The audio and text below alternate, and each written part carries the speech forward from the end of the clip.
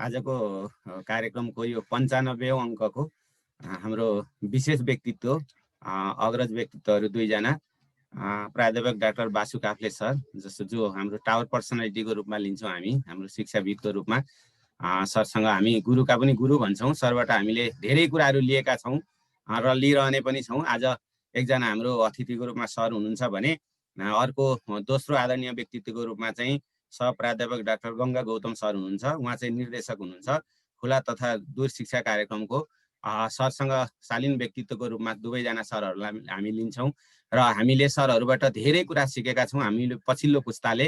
र आज यो कार्यक्रममा पनि हामी धेरै सिक्नेछौँ र अन्य कार्यक्रमहरूमा पनि सरहरूका कार्यक्रम हामी सकेसम्म मिस गर्दैनौँ, हामी एटेन्ड हुन्छौँ।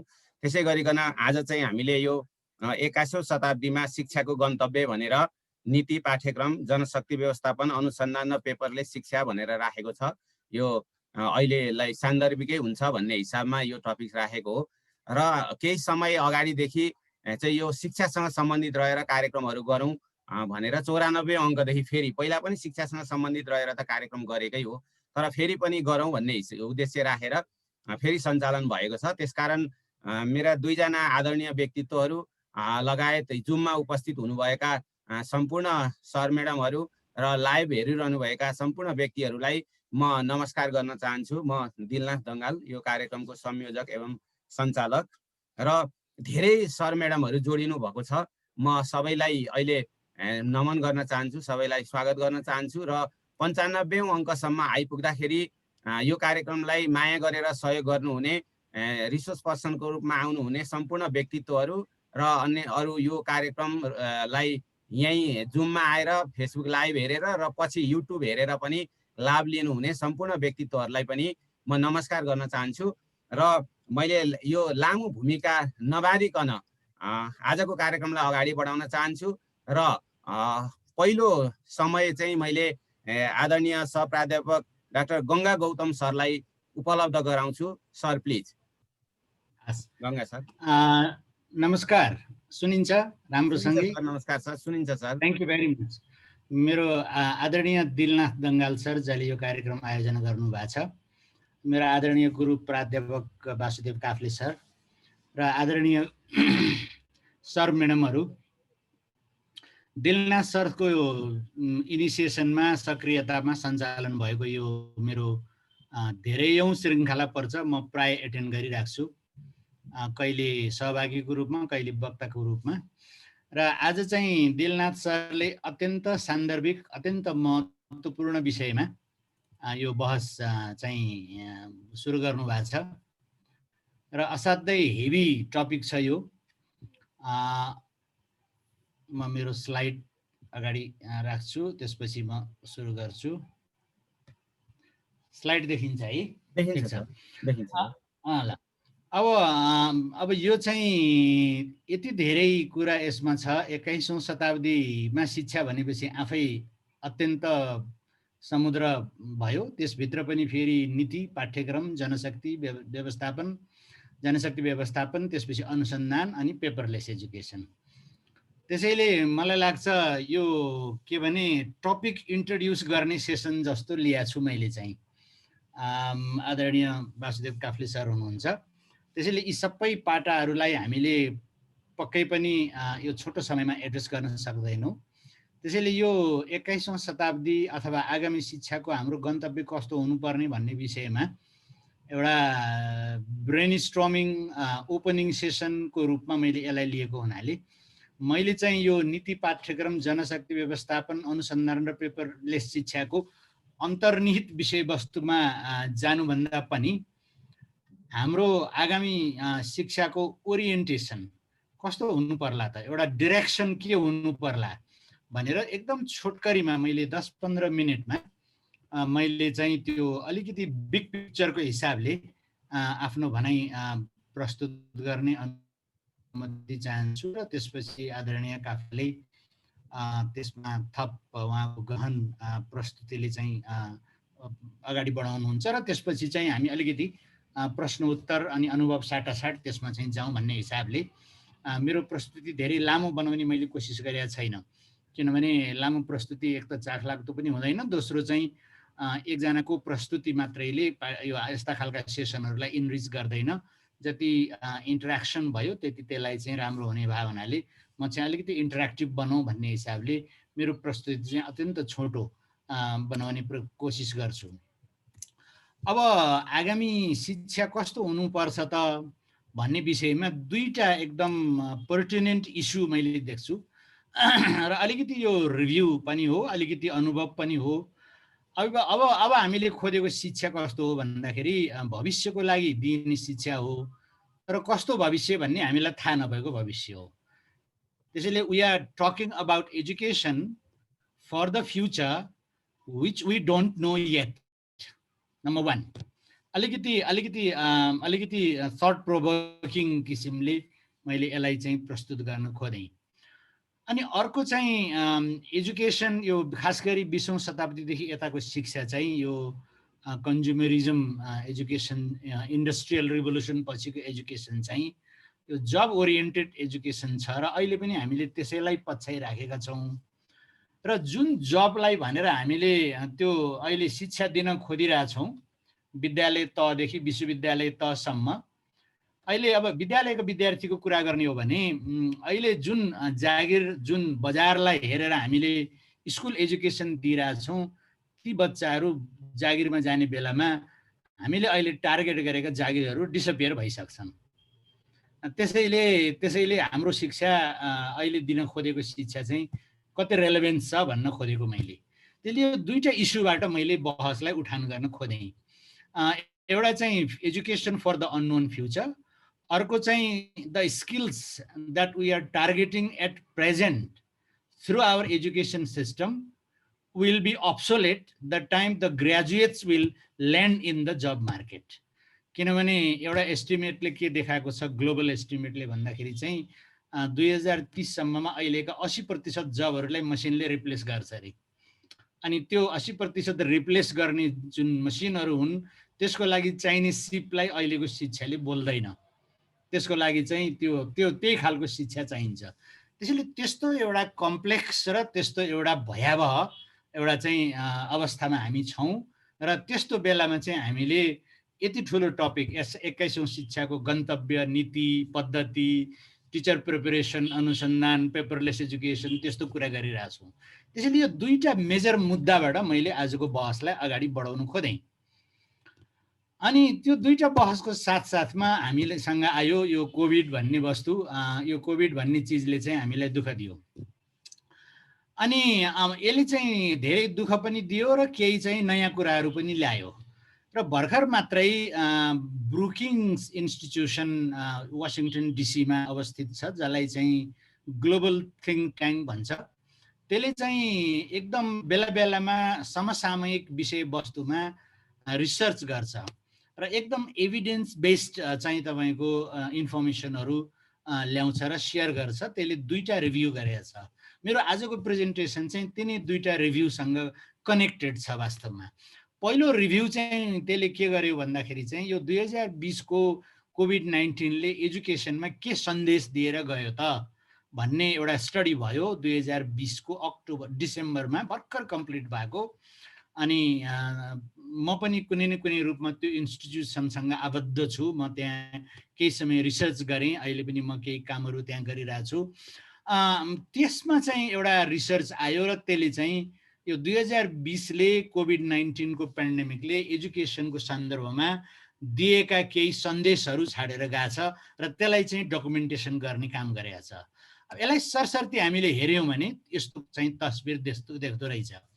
अब एजुकेसनमा अहिलेको कोभिड-19 पेन्डेमिकले असाध्यै ठुलो उथलपुथल त ल्यायो, तर त्यसले केही पर्टिनेन्ट तपाईँको सन्देश पनि छोडेर गयो एजुकेसनमा। ती मध्ये नम्बर 1 मा चाहिँ विद्यार्थीको एजेन्सी। अब यो एजेन्सी भनेको पावर, विद्यार्थीको शक्ति, उनीहरूको त्यो शक्तिलाई यो कोभिड-19ले देखाइदियो। भन्न खोजेको के थियो भन्दाखेरि चाहिँ प्री कोभिड कन्टेक्स्टमा विद्यार्थीहरूको डिपेन्डेन्सी अत्यन्त ज्यादा थियो। टिचरमा डिपेन्डेन्ट थिए, पाठ्यपुस्तकमा डिपेन्डेन्ट थिए, पाठ्यक्रममा डिपेन्डेन्ट थिए। यो कोभिड-19 को एजुकेसनले विद्यार्थीलाई इन्डिपेन्डेन्ट लर्नर बनाउनलाई असाध्यै प्रेरित गर्यो यस्तो ठाउँमा उनीहरू हाम फाल्नु पर्यो जहाँ कहिले पनि गएको थिएनन्। त्यस्तो ठाउँमा जाने बित्तिकै उनीहरूले आफ्नो शक्तिलाई चाहिँ तपाईँको विकास गर्ने मौका पाए। त्यसैले चाहिँ यो उनीहरूको एजेन्सी चाहिँ इम्पावर्ड हुँदै गयो, इम्प्रुभ हुँदै गयो। पहिलो चाहिँ तपाईँको कोभिडले दिएको सन्देश त्यो छ। अनि अर्को चाहिँ हामीले एजुकेसनमा प्यारेन्ट्सको रोललाई एकदमै इग्नोर गरिरहेको थियौँ, त्यसलाई असाध्यै प्रोमिनेन्ट बनाइदियो र गेम चेन्जिङ रोल, खास गरी तपाईँको लो इन्कम कन्ट्रिजहरूमा त झन् धेरै चाहिँ यसले एउटा चाहिँ रोल प्ले गरिदियो कि प्यारेन्ट्सको रोल चाहिँ अत्यन्त प्रभावकारी हुँदो रहेछ, राम्रो हुँदो रहेछ र आवश्यक हुँदो रहेछ भन्ने कुरालाई यसले भिजिबल बनाइदियो। अनि अर्को चाहिँ एजुकेसन भनेको यो चाहिँ संसारबाट छुट्टै अलग्गै संसारमा आइल्यान्डमा राख्ने कुरा होइन रहेछ। एजुकेसन भनेको चाहिँ एउटा अलाइनमेन्ट चाहिँदो रहेछ भनेर चाहिँ त्यो एउटा अलायन्स बिल्डिङमा चाहिँ यो कोभिड-19ले हामीलाई अर्को सन्देश दियो, तेस्रो सन्देश दियो। न्यू एजुकेसन अलाइज तपाईँको यस्तो देखियो कि तपाईँको फुड कम्पनीदेखि लिएर टेक कम्पनीदेखि लिएर विभिन्न खालका चाहिँ तपाईँको अलायन्सहरूले एजुकेसनमा कन्ट्रिब्युट गरे। त्यसैले यो अलायन्स बिल्डिङलाई प्रखर बनाउने काम गरिदियो। अनि अर्को चाहिँ तपाईँको एजुकेसनल टेक्नोलोजीलाई एउटा चाहिँ तपाईँको यो एउटा चाहिँ सानो एउटा एड अनको रूपमा लिएको थियो पहिला भने, अहिलेको कोभिड-19 पेन्डेमिक पछि technology is a part of education delivery, part of knowledge enhancement tool त्यसरी चाहिँ ल्याइदियो। त्यसैले पोटेन्सियल युज अफ एजुकेसन टेक्नोलोजीलाई प्रखर बनाइदियो। अनि अर्को चाहिँ तपाईँको कोभिड-19 पेन्डेमिकले स्कुललाई चाहिँ इमर्जेन्सी प्रिपेयर्डनेसको लागि तयारी बनाइदियो।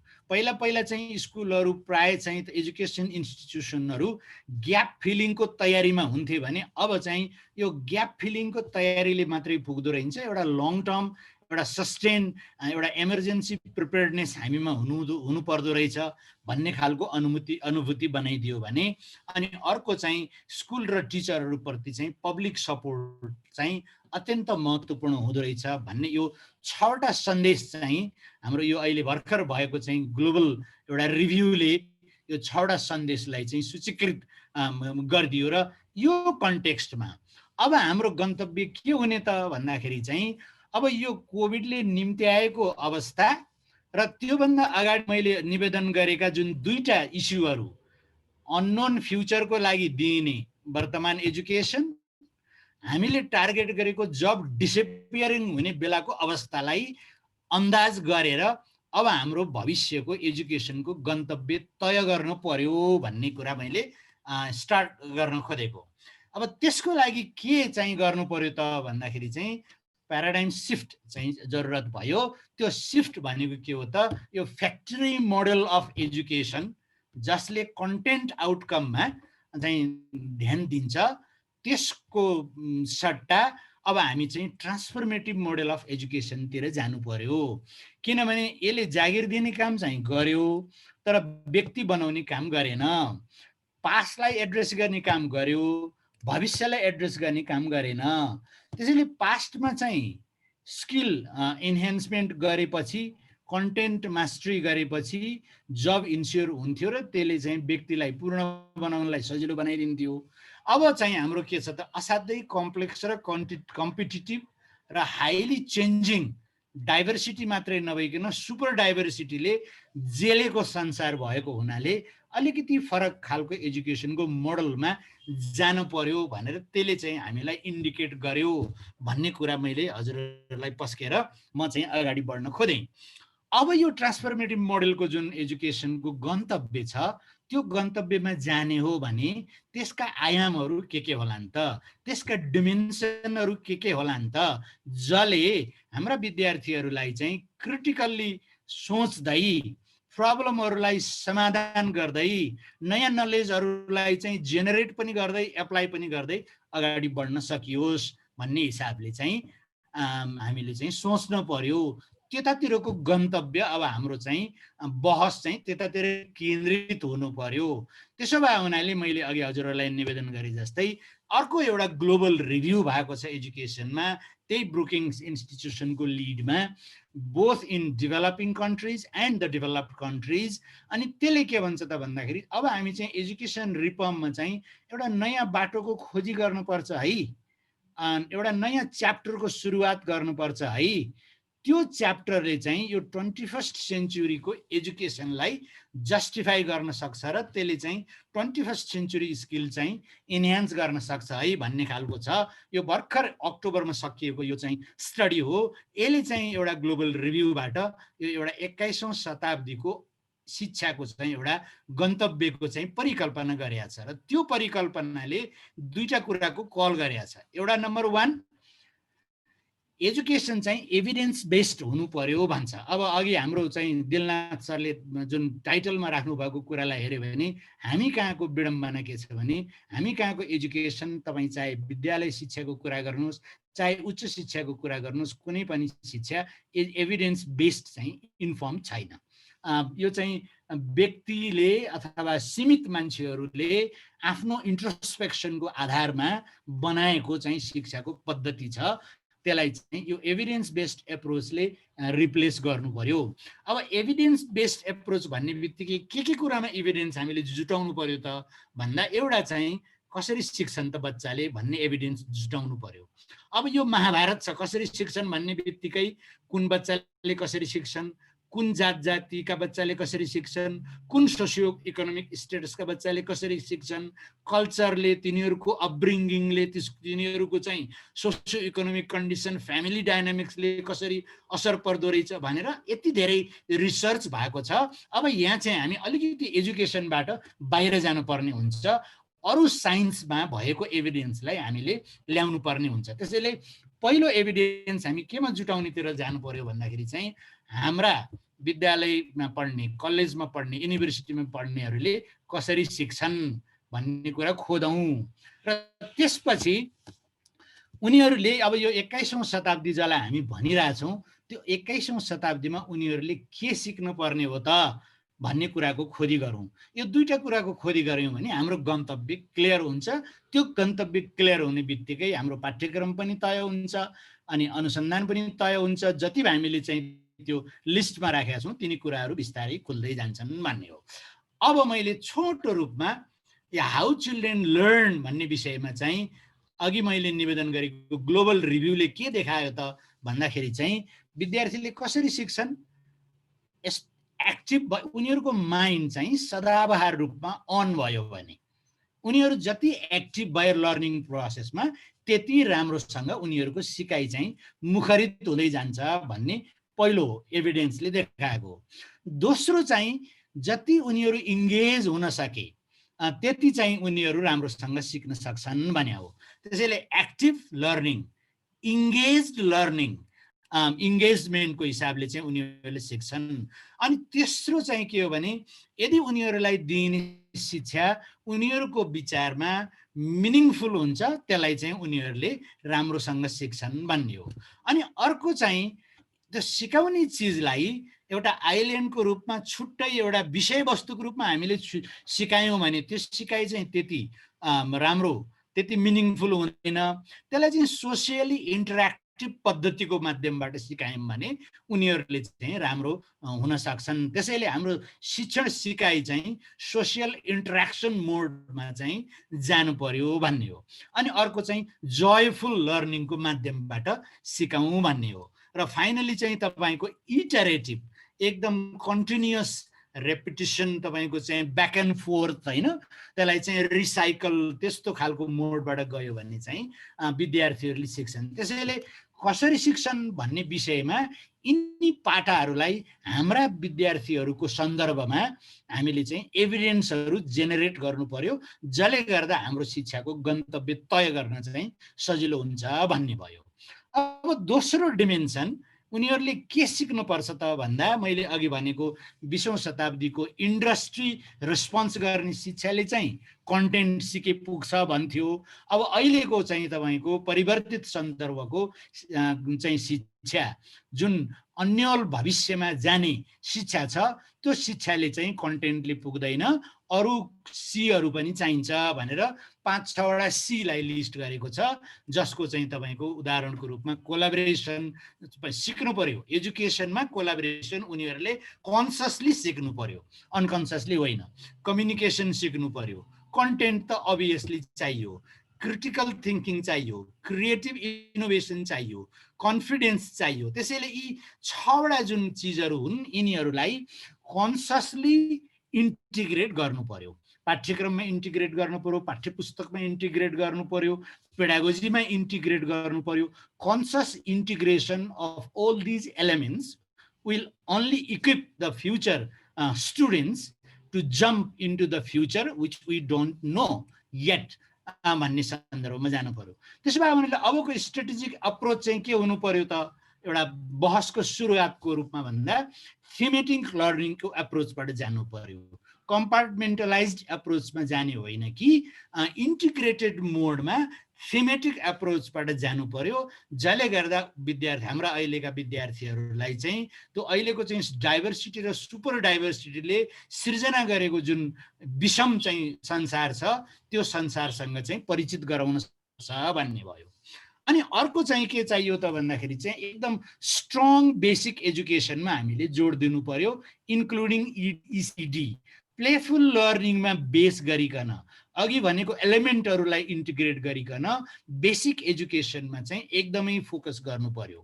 र त्यसपछि चाहिँ तपाईँको टेक्नोलोजीलाई चाहिँ बढीभन्दा बढी एजुकेसनमा एक्सप्लोइट गर्नु पर्यो र यसको साथसाथमा प्यारलल रूपमा साइमल्टेनियसली एक्सन रिसर्च र अनगोइङ रिसर्चलाई चाहिँ एकदम एउटा चाहिँ कमन एउटा चाहिँ पार्ट अफ द थ्रेडको रूपमा एजुकेसनमा इन्टिग्रेट गर्दै जानु पर्यो। अब त्यसो हो भने अब हाम्रो 21औं शताब्दीको शिक्षाको कुरा गर्दाखेरि हाम्रो छलफलका हाम्रा आगामी बहसका एजेन्डाहरू के हुनु पर्ला त हाम्रो सन्दर्भमा भनेर के एजेन्डाहरू मैले प्रस्तुत गर्ने खोजेँ। नम्बर 1 मा चाहिँ अब यो साइन्स अफ लर्निङ जुन भने मैले विद्यार्थीले कसरी सिक्छन् भन्ने विषयमा विभिन्न विधामा शिक्षा बाहेकका साइन्समा, मेडिकल साइन्समा, इन्जिनियरिङ साइन्समा, सोसियल साइन्समा विभिन्न विधामा जुन रिसर्चहरू भएका छन् ती रिसर्चका इन्साइट्सहरूलाई यो एजुकेसन प्र्याक्टिस र डेभलपमेन्टमा चाहिँ ल्याउनु पर्यो, तिनलाई इन्टिग्रेट गर्नु पर्यो र जसले चाहिँ हाम्रो शिक्षालाई एउटा पूर्ण बनाउनलाई मद्दत गर्न सक्ला।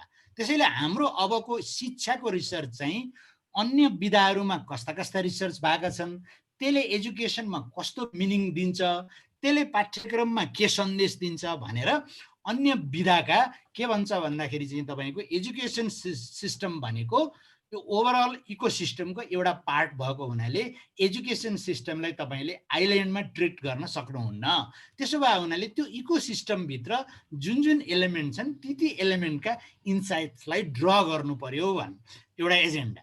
दोस्रो एजेन्डा चाहिँ टिचर डेभलपमेन्ट, टिचर प्रिपरेसनको जुन एप्रोच अहिलेको छ, मतलब सी भन्दा तल डी भन्दा तल आयो भने एजुकेसन पढ्न पाइन्छ भन्ने शिक्षा मन्त्रालयले नै कहिलेकाहीँ त्यस्तो एउटा चाहिँ हेफाजत निर्णय गरिदिन्छ र जनमानसमा पनि अलिकति कमजोर भए पनि एजुकेसनमा भर्न पाइन्छ भन्ने खालको जुन मनोदशा छ त्यसमा हामीले रिभिजिट गरेर कम्प्लिटली युटर्न लिएर एजुकेसन टिचर प्रिपरेसन र टिचर प्रोफेसनल डेभलपमेन्टमा फोकस गर्नु पर्यो र हाम्रो बहस चाहिँ समाजको सबभन्दा उत्कृष्ट जनशक्ति चाहिँ शिक्षकमा जानुपर्छ भन्ने खालको बहसलाई हामीले चलाउनु पर्यो।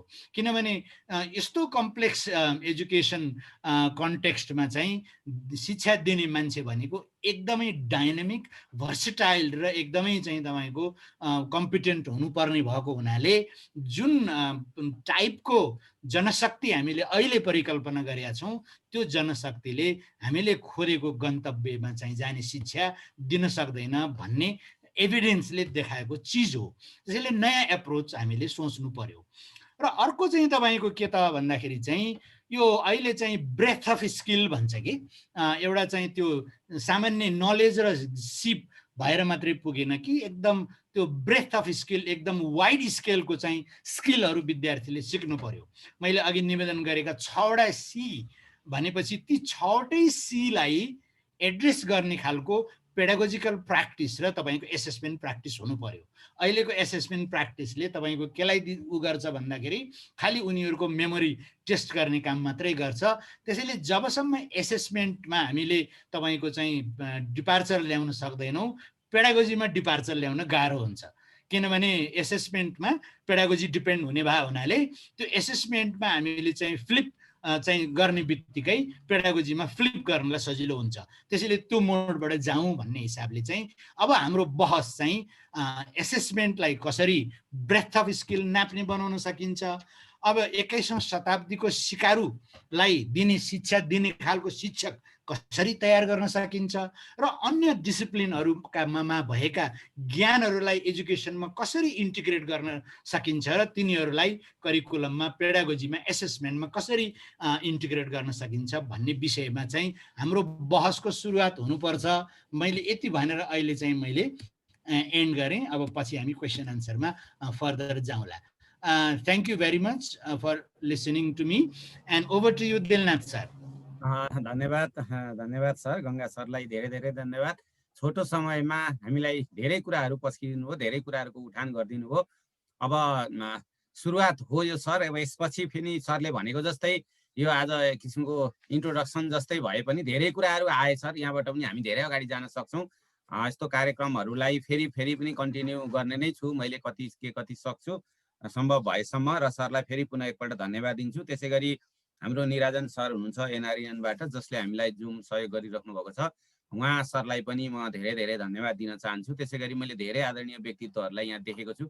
मैले सबैजनालाई समग्र रूपमा एकैचोटि सम्झिएँ, धेरै लामो हुन्छ। त्यसले गर्दा अब मैले बाँकी समय चाहिँ मेरो आदरणीय गुरु, आदरणीय व्यक्तित्व प्राडा बासु काफ्ले सर हुनुहुन्छ, मैले सरलाई चाहिँ बाँकी समय उपलब्ध गराएँ। Basu sir please.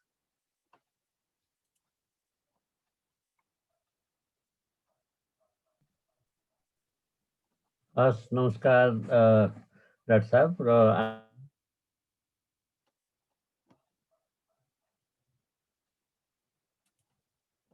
सरको आवाज आएको छैन बासु सर, म्युट छ हजुरको। सर हजुरको म्युट होला, हजुरले आफै अनम्युट गर्न मिल्छ सर। सरको हजुर सर, बासु सर अनम्युट गर्नु न सर भर्खरै हैन। हजुर सर। यो अब कुलमानजीको अनुभूति हो के हो थाहा छैन हैन। हजुर, हस्, नमस्कार सबै मित्रहरूलाई। र भर्खरै डाक्टर गौतमले जुन प्रस्तुति दिनुभयो र वास्तवमा त्यसैले सब धेरै कुराहरू बोल्छ। मैले डाक्टर दङ्गालले जुन प्यारामिटर्सहरू सेट गर्नुभएको थियो नि 5वटा, र त्यो 5वटा प्यारामिटरको आन्सर यस्तो हुनसक्छ कि भनेर सोचेँ। मेरो पावर पोइन्ट प्रेजेन्टेसन छैन हैन। अहिले गङ्गा सरले जुन कुरा प्रस्तुत गर्नुभयो त्यसको आलोकमा भन्छु म हैन। र त्यसले 2-3टा कुराहरू उठायो। 21औं शताब्दीमा हामी पूर्वार्धमा छौँ, लगभग 1 क्वार्टर चाहिँ सिद्धिने अवस्थामा छ, र बाँकी अरू 3टा क्वार्टरहरू सिद्ध्याउने बेलामा हामी कता जाने होला त हैन भन्ने यो असाध्य अहम सवाल हैन, सबैको सार्वजनिक चासोको सवाल पनि भएको कारणले गर्दाखेरि डाक्टर गौतमले जुन कुरा प्रस्तुत गर्नुभयो नि, अब हामीलाई सायद यु टर्न चाहिन्छ होला भनेर हैन। परम्परागत जुन अभ्यासहरू हामीले प्रयोग गर्दै आयौँ, त्यो अभ्यासले अहिलेका जुन मुद्दाहरू छन् त्यो मुद्दाहरूलाई सम्बोधन गर्न सकिरहेको अवस्था छैन। त्यसले गर्दाखेरि यो बाहिरको रिपोर्टको कुरा पनि एउटा आधार भयो हामीलाई, एभिडेन्स।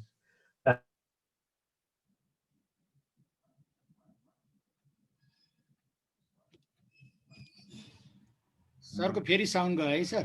सरको साउन्ड गयो, बत्तीमा समस्या आयो कि? बत्ती फेरि आयो होला, आउने जाने भइरहेछ आज, मका पनि त्यस्तो भएको छ। त्यही भएर होला सर। हुन त हुनुहुन्छ फेरि, आवाज मात्रै नआएको।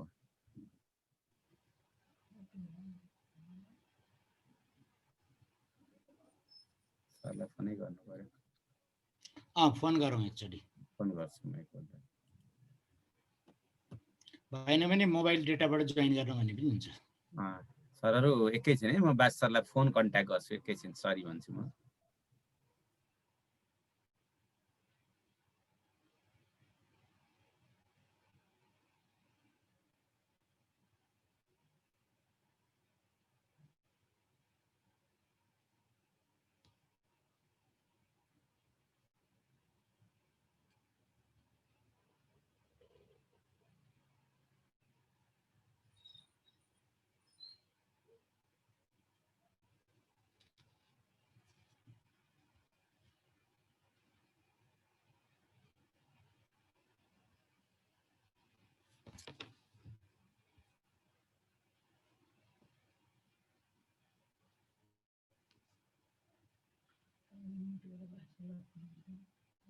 मैले गर्दै हुनुहुन्छ। म गर्दैछु।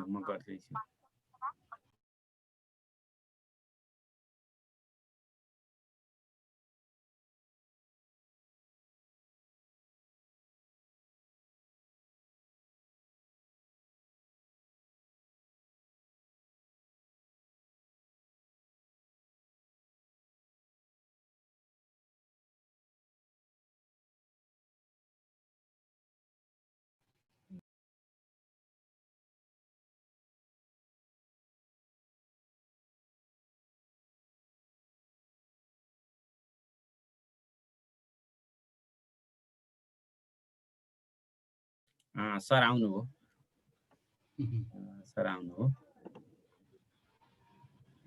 सर बस सर म्युट छ सरको, म्युट छ, फेरि म्युट छ।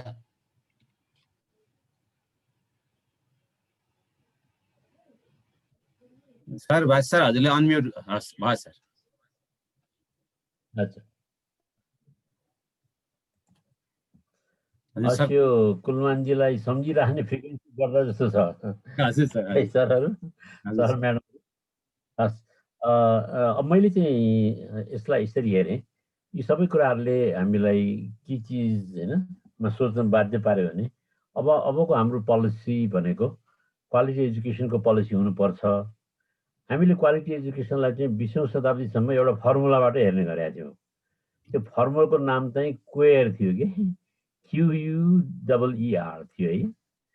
QU भनेको क्वालिटी हैन, र ई भनेको एफिसियन्सी, दोस्रो ई भनेको इफेक्टिभनेस, र तेस्रो अन्तिम आर भनेको चाहिँ रेलेभेन्स। त्यो क्वेयर थ्योरीबाट हामीले हेर्ने गरेका थियौँ क्वालिटीलाई।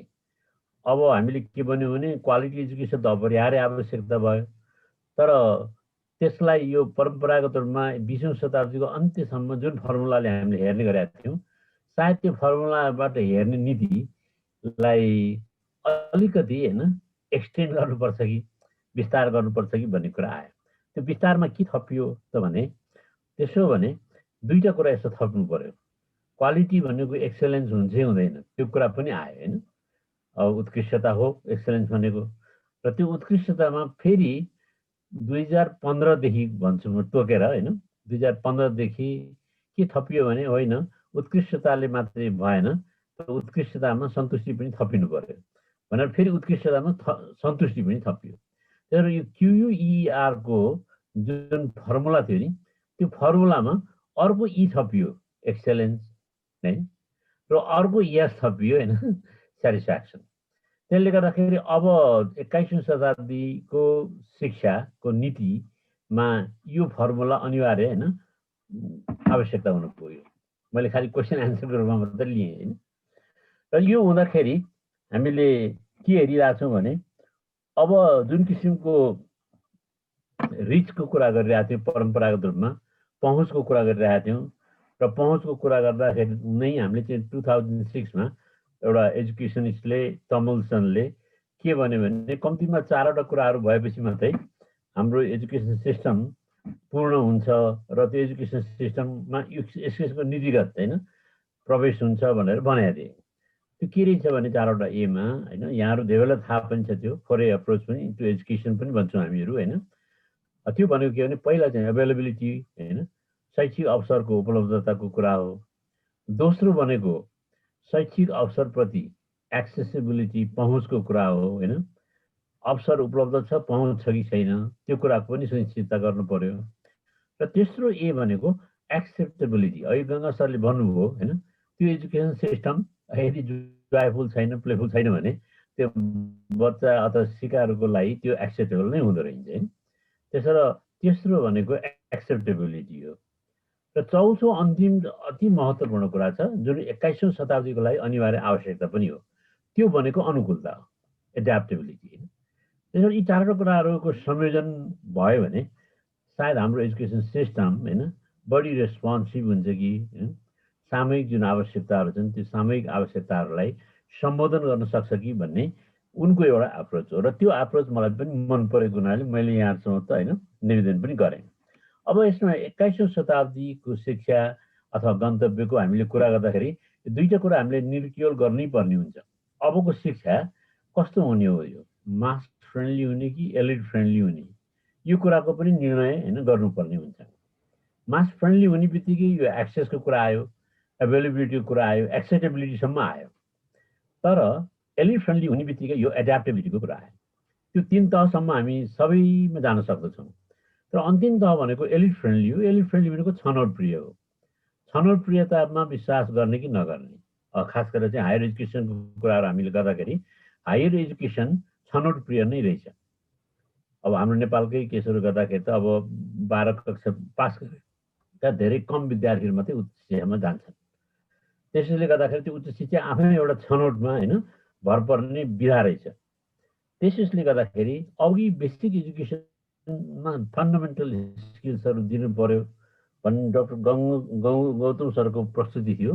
त्यो प्रस्तुतिलाई किन त्यो बेसिक एजुकेसनमा जोड दिनु खोजियो भने बेसिक एजुकेसनमा गरिएको जुन इन्भेस्टमेन्ट हो त्यसको रेट अफ रिटर्न जति हाई छ त्योभन्दा माथिको एजुकेसनमा गरिएको रेट अफ रिटर्न चाहिँ तुलनात्मक रूपमा हाई छैन।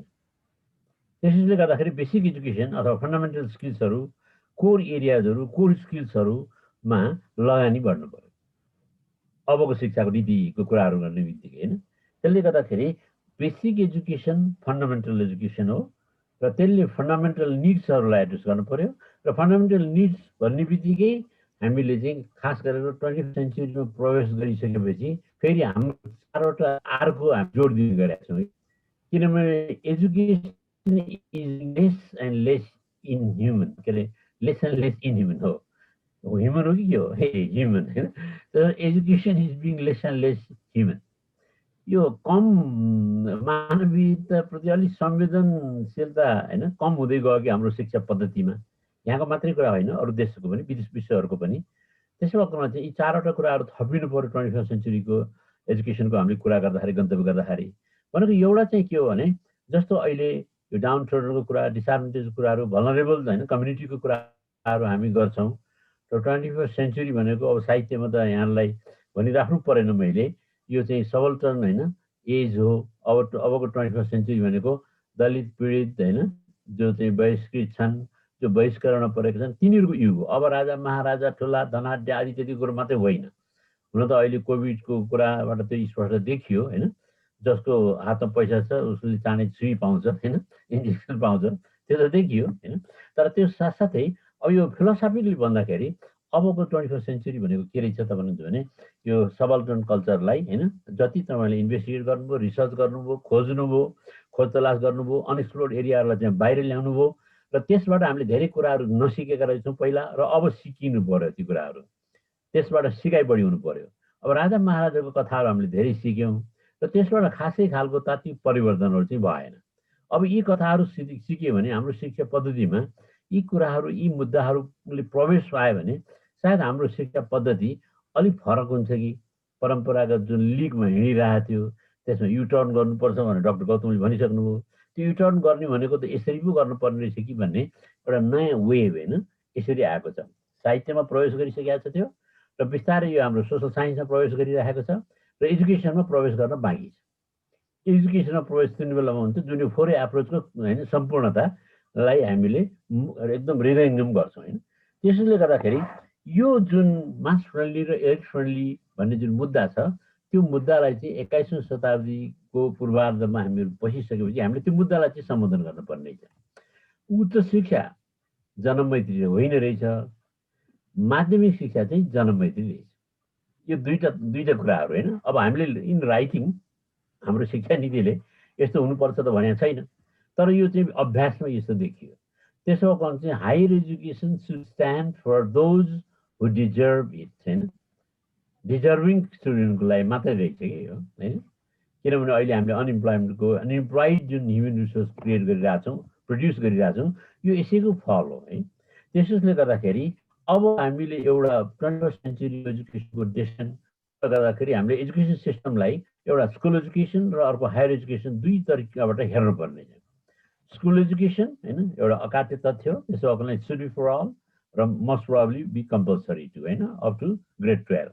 र यहाँलाई मैले निवेदन गर्नै पर्ने हुन्छ कि हाम्रो टर्नआउट रेट हाम्रो टर्मिनेटिङ ग्रेड भनेको ग्रेड 8 रहेछ धेरै जसो विद्यार्थीहरूलाई। Grade 8 at the end of grade 8 होइन धेरै जसो विद्यार्थीहरू होइन 9, 10 यिनीहरूमा नगइकन ग्रेड 8मै होइन ड्रप आउट हुने रहेछ। र यही सेमी स्किल जुन लेबर हो त्यो सेमी स्किल चाहिँ स्टुडेन्टहरू they just go to the market होइन मार्केटमा गएर एन सर्भाइभल स्किल्समा होइन उनीहरू प्रयोग गरेर बाँचिरहेका छन्। यदि यो हो भने अहिले डाक्टर गौतमले भनेको जुन फन्डामेन्टल होइन एजुकेसनमा बेसिक एजुकेसनमा बढी लगानी गर्नु पर्यो भन्ने छ नि अथवा त्यतातिर बढी ध्यान दिनु पर्यो भने त्यसले ठ्याक्कै यो कुरोलाई होइन सब्सक्राइब चाहिँ गर्छ। त्यसले गर्दाखेरि mass friendly school education elite friendly higher education हामीले भनेका छैनौँ तर तथ्य एकदम भएको होइन अवस्था चाहिँ त्यो रहेछ। त्यसो अब हामीले डेस्टिनेसनको डेफिनेसन गर्दाखेरि साँच्चै हामीले यो कुरा रिवाइन्ड गर्नु पर्यो कि हाम्रो चाहिँ त्यसो अपना चाहिँ हाम्रो क्वालिटी इनपुट होइन र क्वालिटी इन्भेस्टमेन्ट इन्क्रिज इन्भेस्टमेन्ट आदि जतिको जुन कुराहरू गर्छौँ त्यो सबैको पछाडि चाहिँ यही नै तर्क रहेछ।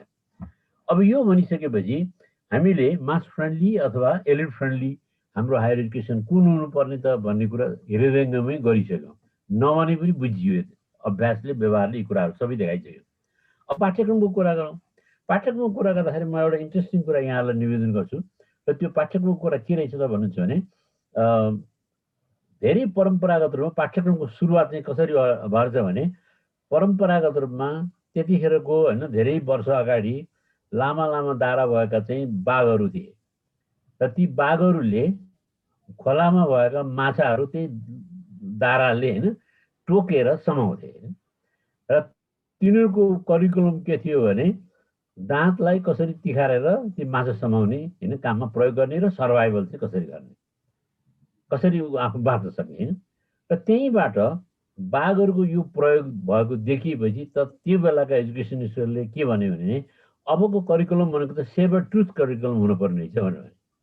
बाघको दाँत जस्तो जसले माछालाई होइन टोकेर समाउन सक्नु पर्यो होइन तर सेबर ट्रुथ करिकुलम हुनु पर्यो भनेर त्यतिखेर अब यो चाहिँ 200-250 वर्षभन्दा अझ अगाडि अझ प्रारम्भिक कालकै कुरा गर्दैछु मैले त्यतिखेर त्यस्तो खालको पाठ्यक्रमको सुरुवात भएको रहेछ र अहिले पनि त्यही पाठ्यक्रम जरुरी छ। हामीलाई हाम्रा विद्यार्थीहरूका होइन दाँतहरू तिखारिएका हुनु पर्यो ताकि उनीहरूले खाजा होइन खोजेर होइन मजाले दाँतबाट चबाउन सकुन्। यो चाहिँ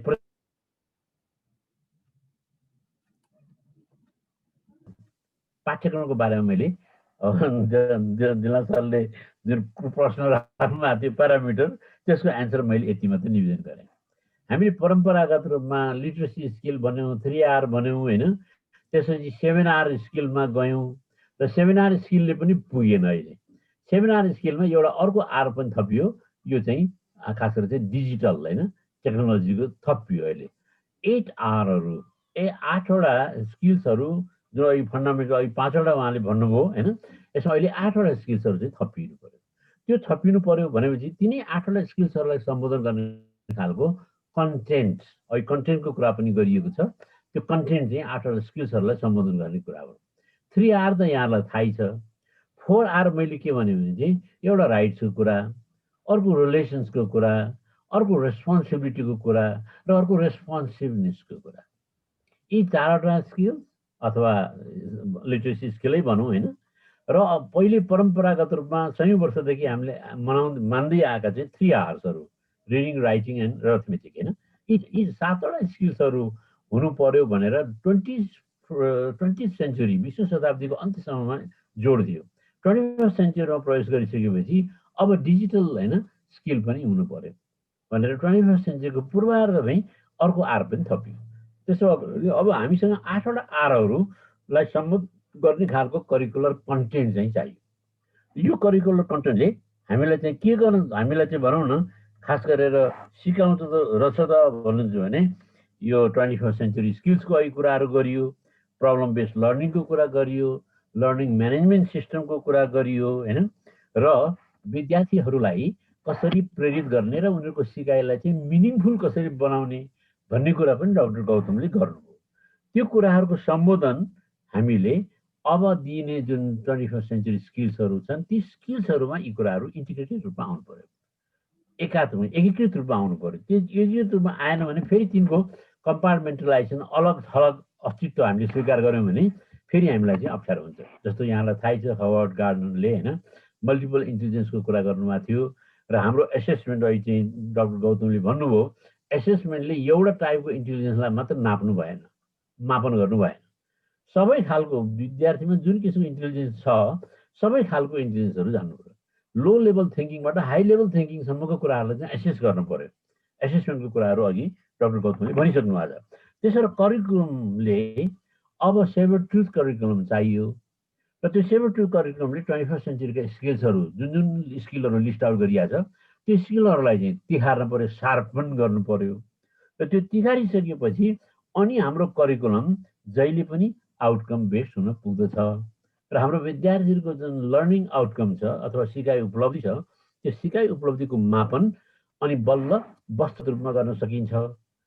खालि हामीले अहिले विषयगत रूपमा मात्रै मूल्याङ्कन गरिरहेका थियौँ र अब त्यो वस्तुगत रूपमा पनि मूल्याङ्कन गर्न सकिन्छ भनेर त्यो कुराहरू होइन मैले यहाँ फेरि डाक्टर गौतमको प्रस्तुतिलाई अलिकति सबलीकरण मात्रै गरेँ। त्यसपछि जनशक्ति व्यवस्थापनको कुरा भन्नुभएको छ डाक्टर दङ्गालले। अब जनशक्ति व्यवस्थापनमा यहाँहरूलाई थाहै छ पहिला हामीले चाहिँ क्यापिटल फर्मेसनको कुरा गऱ्यौँ। डाक्टर दङ्गाल आफै इकोनोमिक्स होइन हुनुहुन्छ। क्यापिटल फर्मेसन अब कस्तो खालको क्यापिटल फर्मेसन हो त? अब ह्युमन क्यापिटलको फर्मेसनको कुराहरू हो। ह्युमन पहिला हामीले चाहिँ इन्फर्मेसन एज क्यापिटल भन्थ्यौँ, नलेज एज क्यापिटल भन्थ्यौँ र हाम्रो इकोनोमीलाई चाहिँ नलेज बेस्ड इकोनोमी भनेर भनिरहेका छौँ होइन अहिले पनि होइन ज्ञानमा आधारित अर्थतन्त्र भनेर भनिरहेका छौँ। अघि ट्रान्सफर्मेसनको कुरा गर्नुभयो डाक्टर गौतमले र त्यो ट्रान्सफर्मेसनको कुरालाई सघाउने हो भने ह्युमन क्यापिटलको फर्मेसन हुनु पर्यो। ह्युमन क्यापिटलको फर्मेसन हाम्रो जनशक्ति व्यवस्थापन गर्दाखेरि जनशक्ति व्यवस्थापनसँग सम्बन्धित नीति आउँदाखेरि यो नीतिले यी कुराहरूलाई चाहिँ सम्बोधन गरिदिनु पर्यो। ह्युमन क्यापिटल होइन नै हाम्रो जनशक्ति भनौँ न यो ह्युमन रिसोर्स म्यानेजमेन्टको क्रक्स अफ द प्रब्लम हुनु पर्यो।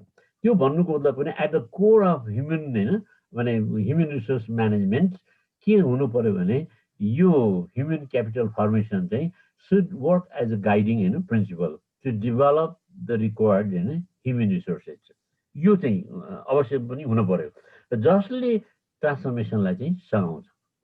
ट्रान्सफर्मेसनमा पनि हामीले तीनटा टीको कुरा पनि कता कता गरेका छौँ पहिला। अब यो ट्रान्समिसन हो कि होइन अथवा चाहिँ ट्रान्ज्याक्सन हो कि अथवा ट्रान्सफर्मेसन हो होइन। ट्रान्समिसनमा अब हाम्रो परम्परागत रूपमा शास्त्रीय विधिमा हामीले नलेज चाहिँ ट्रान्समिट गर्दै आएका रहेछौँ र अलिकति 20औं शताब्दीको मध्यतिर आइपुग्दाखेरि हामीले ट्रान्ज्याक्ट पनि गरेका छौँ, नलेजलाई अलिकति दोहोरो रूपमा इन्टरेक्टिभ पनि बनाएका छौँ र अहिले 21st सेन्चुरीमा प्रवेश गरिसकेपछि नलेजलाई चाहिँ ट्रान्सफर्मेटिभ बनाउनु पर्छ होइन रूपान्तरण गर्ने खालको हुनु पर्यो। त्यसले व्यक्तिलाई रूपान्तरण गर्नु पर्यो, समाजलाई रूपान्तरण गर्नु पर्यो, अर्थतन्त्रको रूपान्तरण गर्नु पर्यो, विश्वलाई नै रूपान्तरण गर्नु पर्यो भनेर ट्रान्सफर्मेटिभ नोहाउ खास गरेर चाहिँ जनशक्ति व्यवस्थापन गर्दाखेरि वाट इज ट्रान्सफर्मेसन होइन र ट्रान्सफर्मेटिभ स्किल भनेको के हो त? त्यो ट्रान्सफर्मेटिभ स्किललाई होइन हामीले जनशक्ति व्यवस्थापनको नीतिभित्र भित्राउनु पर्यो, अनिवार्य रूपले चाहिँ बताउनु पर्यो। त्यो गर्दाखेरि अहिले अब हामीले एजुकेसनको फिल्डमा काम गरेको साथीहरूले के भन्छौँ भने त्यसो भने यस्तो व्यवस्थापन चाहियो जसले टिपिसिके होइन टेक्नोलोजीलाई चाहिँ भित्र्याएको जनशक्ति व्यवस्थापन गर्दाखेरि टेक्नोलोजिकल, पेडागोगिकल, कन्टेन्ट र नलेजको सम्मिश्रण भएको संयोजन भएको व्यक्ति नै जनशक्ति हुन सक्छ र त्यसको व्यवस्थापन गर्दाखेरि यो टिपिसीको अप्रोचलाई होइन हामीले अगाल्नु पर्यो भनेर पनि अहिले त्यसको बारेमा मजाले होइन बहस भइरहेछ। Lot of discourse is there र अब जनशक्ति यहाँहरूलाई थाहै छ होइन ज्याक डेरिडाले भनेका थिए होइन अब यो चाहिँ डिकन्स्ट्रक्सनको बारेमा उनको बढी रुचि विनिर्माण होइन अब संसारमा जे चाहिँ विनिर्माण हुँदै गएको छ भनेर अनि उहाँले अन्तिमतिर के भन्नुभयो भने यो निर्माण पनि हुँदो रहेछ, विनिर्माण पनि हुँदो रहेछ र पुनर्निर्माण पनि हुँदो रहेछ भनेर है। त्यसरी कन्स्ट्रक्सन, डिकन्स्ट्रक्सन र रिकन्स्ट्रक्सन त्यसलाई ठ्याक्क हाम्रो चाहिँ यता एजुकेसनतिर लाउँदाखेरि मैले के देखेँ भने चाहिँ लर्निङ हुँदो रहेछ, अनलर्निङ हुँदो रहेछ र रिलर्निङ पनि हुँदो रहेछ। हामीले सठिक समयमा केही कुरा लर्न गर्छौँ, त्यसले कामयाबी रूप लिन सकेन भने त्यसलाई अनलर्न गर्छौँ र फेरि नयाँ कुरा सिक्दछौँ। 21st सेन्चुरीमा they go in a cyclical way. त्यसरी जनशक्ति व्यवस्थापन गर्दाखेरि यो साइक्लिकल होइन जुन अप्रोच छ त्यो साइक्लिकल अप्रोचलाई हामीले हेरिदिनु पर्यो। त्यो भन्नुको मतलब के भने द्याट इज कन्स्ट्रक्टिभिस्ट अप्रोच हैन, निर्माणवादी नै हो त्यो है। त्यो निर्माणवादी सिद्धान्तलाई हामीले यसरी चाहिँ लगिदिनु पर्यो। यो कन्स्ट्रक्टिभ अप्रोचको राम्रो साइकोलोजिस्ट यहाँहरूलाई अब थाहै छ, विगतको कुराहरू हो र त्यसलाई अहिले फेरि 21st सेन्चुरीमा अझ बढी चाहिँ जोड दिइरहेछ। अब त्यस पछाडि आयो रिसर्चको कुरा हैन, यो दङ्गाल सरको हैन प्यारामिटरको एन्सर हो। सबै एन्सर दिनु मैले सकेको त होइन, तर खालि एउटा सिनाप्टिक रूपमा मात्रै मैले प्रस्तुत गर्न चाहेको। अबको अनुसन्धान भनेको यहाँलाई थाहै छ, हरेक हायर एजुकेसन इन्स्टिट्युसन अथवा बेसिक एजुकेसन दिने इन्स्टिट्युसन, सेकेन्डरी एजुकेसन दिने इन्स्टिट्युसनले तीनटा कामहरू गर्नुपर्ने छ। If they want to be के भन्ने अब कल हैन अथवा establish as educational institution. Educational institution भनेको लर्निङ अर्गनाइजेसन्सहरू हुन्, एजुकेसन दिने मात्रै इन्स्टिट्युसन होइनन्। These institution they should also learn to upgrade themself हैन, आफूले आफैलाई पनि अध्यापति गर्नु पर्यो क्या त्यो स्कुलले हैन। जुन स्कुल, जुन संस्था, जुन युनिभर्सिटी, जुन कलेजले आफूलाई अध्यापति गर्दै गएको छ त्यसको सर्भाइभल रेट चाहिँ एकदम बढी छ, त्यसको सस्टेनेबिलिटी पनि बढी छ।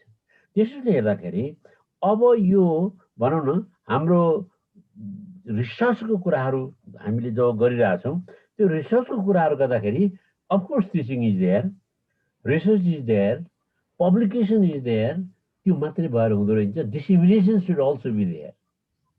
डिसेमिनेसन भनेको अब पहिला हामी प्रचार प्रसार के भन्थ्यौँ होइन, र यसलाई अहिले नयाँ नामाकरण पनि दिएको छ पाठ्यक्रम विकास केन्द्रले। यहाँलाई थाहै छ होला होइन डिसेमिनेसनको नेपाली नाम के होला, मैले पनि बिर्सेँ त्यो कुरा। हजुर, त्यहाँको कार्यक्रम निर्देशकले 10-12 वर्ष अगाडि डिसेमिनेसनको नयाँ नाउँ चाहिँ दिनुभएको छ है। त्यो यहाँले खोज्नु पर्यो, ठ्याक्कै म अहिले भनिनँ है, भनिदिनुहुन्छ भने झन् सबै साथीहरूलाई थाहा पनि हुन्छ है। द्याट्स योर होमवर्क है पछिको लागि, के रहेछ त डिसेमिनेसनको नेपाली नाम भनेर। अब यसले गर्दाखेरि के हो भने चाहिँ अबको रिसर्चले नो हाउ, हामीले चाहिँ we have done lot of research on know how के होइन, यसो गर्नुपर्छ उसो गर्नुपर्छ, यो चाहिँ यो थ्योरी लाउनु पर्यो होइन, थ्योरी गाइड हुनु पर्यो भनेर। अब चाहिँ नो हाउले मात्रै पुगेन कि डु हाउको चाहिँ हामीलाई रिसर्च होइन। अबको रिसर्च 21st सेन्चुरीको रिसर्च भनेको डु हाउ होइन, कसरी गर्ने त होइन, के गर्ने भन्ने कुरो हामीले जान्यौँ होइन। अब कसरी गर्ने एप्लिकेसन लेभलमा, अघि एक्सन रिसर्चको कुराहरू डाक्टर गौतमले गर्नुभयो, ठ्याक्कै यसले त्यो चाहिँ आइडियालाई चाहिँ सब्सक्राइब गर्छ होइन। त्यसो कारण now it's time that we have to move from this principle of know how to the principle of do how. यो रिसर्चको चाहिँ मुख्य होइन टिनेट हुन्छ नि, रिसर्चको मुख्य गुण चाहिँ यो हुनु पर्यो। र यो गर्दाखेरि चाहिँ अब हामीले let's not reinvent the wheel, जुन शास्त्रीय परम्परामा छ नि त, we are reinventing the wheel के होइन, त्यो व्हिललाई विभिन्न दृष्टिकोणबाट हेरिरहेको छ होइन। लेट्स रिएनर्जाइज द सिस्टम होइन, द सिस्टम इज देयर है, तर त्यसलाई पुनर्बल सम्बलन दिनु पर्यो कि, त्यसलाई पुनर्बल दिनु पर्यो। पुनर्बल दिँदाखेरि कहाँ कुन रेट्रोफिटिङ गर्ने हो कि रिकन्स्ट्रक्सन गर्ने होइन, त्यसरी हामीले चाहिँ हेरिदिनु पर्यो। त्यसो भएर चाहिँ अब अनुसन्धानलाई हेर्ने जुन दृष्टिकोण छ त्यो दृष्टिकोणले पनि के गर्नुपर्छ, डुइङलाई बढी जोड दिनु पर्यो कि, डुइङलाई भन्दा पनि डुइङलाई। किन हामीले अब नोइङको स्रोतहरू धेरै छन्, डुइङका स्रोतहरू कम छन्। त्यसो कारण let's explore more and more areas of doing के होइन, जसलाई चाहिँ अब अर्को शब्दमा भन्यो भने अहिले एक्सन रिसर्चको पनि कुरा आयो, त्यो एक्सन रिसर्चले यो कुरा चाहिँ सपोर्ट गर्दछ है। त्यसले गर्दाखेरि यो अनुसन्धानको कुरो छ। अब अनुसन्धानमा कस्ता किसिमका स्किलहरूले प्रवेश पाउनु पर्यो भने हाई अर्डर थिङ्किङका स्किलहरूले चाहिँ ठाउँ पाउनु पर्यो। हामीले we have done lot of research होइन अन लो अर्डर थिङ्किङ, रिप्रेजेन्टेसनको कुरा, नलेज कुराहरू होइन, नलेज रिपिटेसनको कुरा, रिकलको कुरा आदि इत्यादि कुराहरू हामीले गऱ्यौँ धेरै नै। अब I think we should move to the upper होइन, इसेलोन होइन, माथिल्लो तहतिर हामीले बिस्तारै चाहिँ जानुपर्ने रहेछ। त्यसो भएकोमा चाहिँ यो नलेज रिप्रोडक्सन होइन को कुराहरूलाई अब हामीले बिस्तारै होइन विस्थापित गर्दै नलेज जेनेरेसनको कुराहरूमा जानु पर्यो। नलेज जेनेरेट गर्दाखेरि चाहिँ I think we should apply the principle of doing होइन, त्यो भयो भने त नलेज जेनेरेट हुन्छ, न त रिप्रोडक्सन मात्रै हुन्छ। त्यसो भएर रिसर्चको दृष्टिकोणबाट हेर्दाखेरि एउटा मैले कुरा गरेँ, अब सबल्टन कल्चरमा रिसर्च बिस्तारै प्रवेश गर्दैछ। सबल्टन कल्चर भनेको शोषित पीडित दलित, अब जे शब्दावली छन् हामीले त्यो प्रयोग गर्ने कुराहरू हो होइन। किनभने उनीहरूको जुन सागा छ, हिस्ट्री छ, कथा छ, द्याट इज अलमोस्ट होइन अनएक्सप्लोर्ड, होइन, त्यो थाहै छैन। अब मान्छेहरूलाई त्यो थाहा हुनु जरुरी छ, किनभने धनी मानी शक्तिशाली व्यक्तिहरूका धेरै कथा भए, ती कथाहरूबाट सिकाइ कम भए।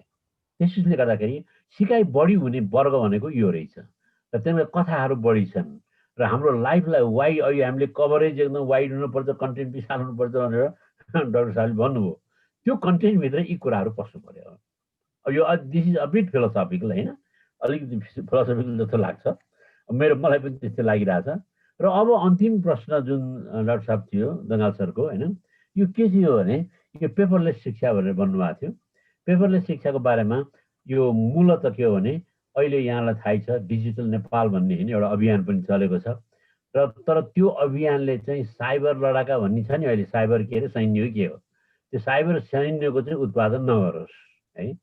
साइबर सैन्यको उत्पादन गर्यो भने लडाइँ हुन्छ, फेरि इन्फर्मेसन चोरी हुन्छ।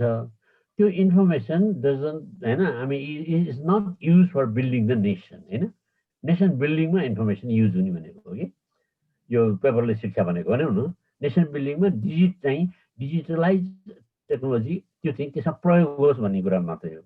त्यसैले पेपरलेस शिक्षा 20औं शताब्दीको भनौँ न लगभग उत्तरार्धै भनौँ, होइन, त्यहाँसम्म यो पेपरलेस शिक्षाको विश्वको अन्तिम समयतिर चाहिँ पेपरलेस शिक्षा भनेर सुरु गरिएको। र पेपरलेस शिक्षाको एउटा सानो उदाहरण म हजुरलाई दिन्छु। यो चाहिँ नेसनल प्लानिङ कमिसनमा पेपरलेस शिक्षा सुरु गरिएको, पेपरलेस टेक्नोलोजी, होइन, सबभन्दा पहिला नेपालले सुरु गरेको। तर त्यहाँ चाहिँ के हो भने तपाईँले कुनै चिया पनि पकाउन आफैले पकाउनु पर्छ, होइन, तपाईँले कम्प्युटर चाहिँ अनिवार्य रूपले जान्नुपर्छ, आफ्नो पत्राचार आफैले गर्नुपर्छ भनेर नायब सुब्बा भन्दा तलको जनशक्तिकोलाई राख्ने भनौँ न प्रवेशै दिएको थिएन केही समयसम्म। र पछि फेरि हामी ब्याक टु मङ्गलमान भयौँ, होइन, र त्यो सिस्टम बद्कियो।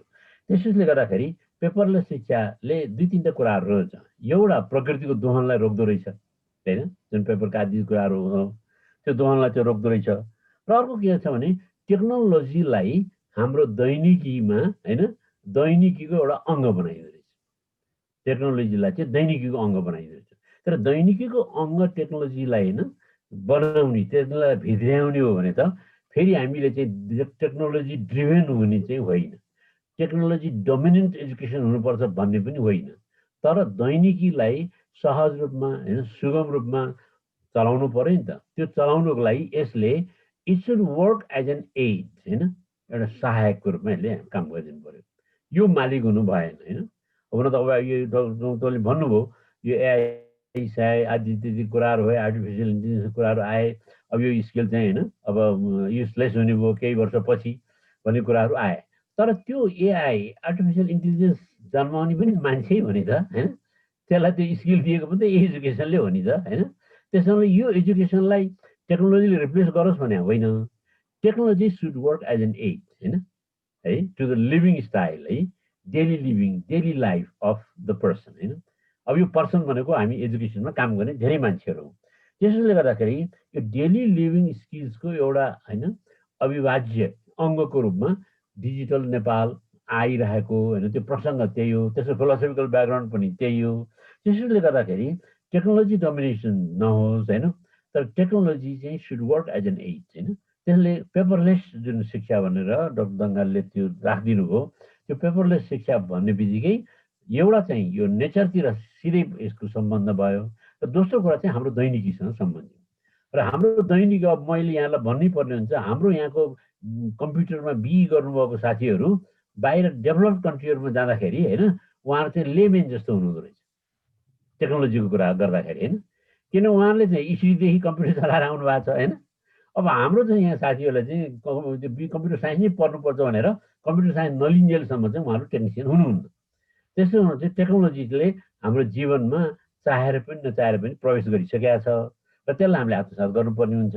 र त्यो टेक्नोलोजी भित्री बित्तिकै पेपरलेस शिक्षा भन्ने जुन कुरो छ स्वतः सम्बोधित हुन पुग्दछ।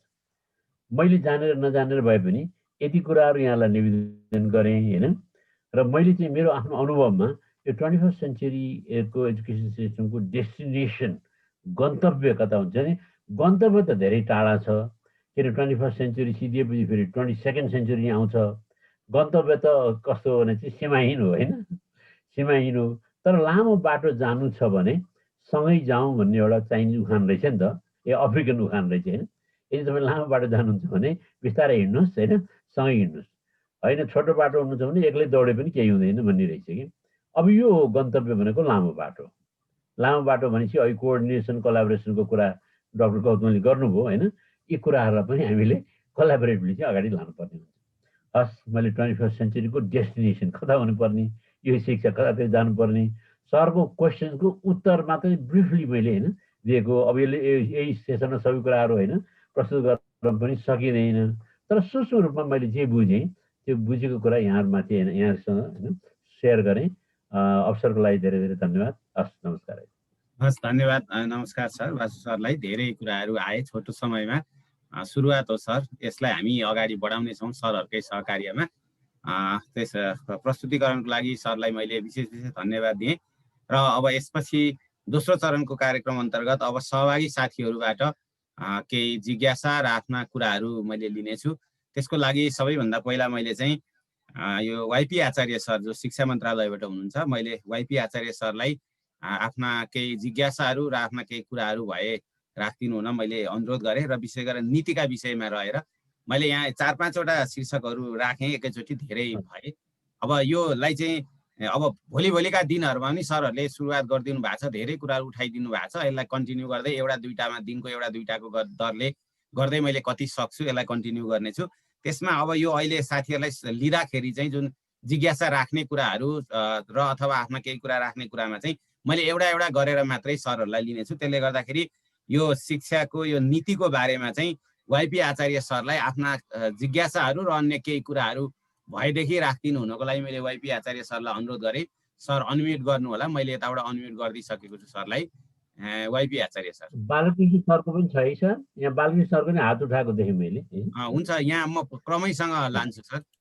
YP sir. दिल सर, यहाँलाई धेरै धेरै धन्यवाद। डाक्टर वासुदेव सर र हाम्रो चाहिँ डाक्टर गङ्गा गौतम सर, उहाँको प्रस्तुति सुन्दाखेरि निकै आनन्द पनि आयो, निकै धेरै सिकाइ पनि भयो। मैले यहाँ चाहिँ धेरै जिज्ञासा त्यस्तो खास छैन, खास धेरै कुरामा क्लियर भएको कारणले गर्दाखेरि पनि मूलत मैले मेरो लर्निङ चाहिँ खास गरी अब हामीले परम्परागत ढङ्गले सोचेर त्यो ढङ्गको व्यवस्थापन गरेर हाम्रा नीतिहरू त्यो ढङ्गले बनाएर अगाडि बढ्न सक्दैनौँ भन्ने कुरा यहाँबाट जुन अब त्यो खालको बहस गर्नुपर्छ भन्ने हिसाबले आएका छन्, यो निकै सराहनीय कुरा छ। र मूल कुरा चाहिँ मैले पनि जोड दिन खोजेको कुरा र मेरो उहाँहरूको भनाइमा प्रतिबद्धता कहाँनिर एकबद्धता जस्तो सहमति कहाँनिर हो त भन्दाखेरि 21औं शताब्दी यो समय क्रमको हिसाबले मात्रै टर्निङ पोइन्ट नभएर चाहिँ यो ट्रान्सफर्मेसनको हिसाबले, खास गरी एजुकेसन सिस्टममा ट्रान्सफर्मेसन गर्ने हिसाबले चाहिँ यो एउटा टर्निङ पोइन्ट हो, एउटा युग हो, एउटा पोइन्ट हो भन्ने हिसाबले यसलाई लिन जरुरी छ।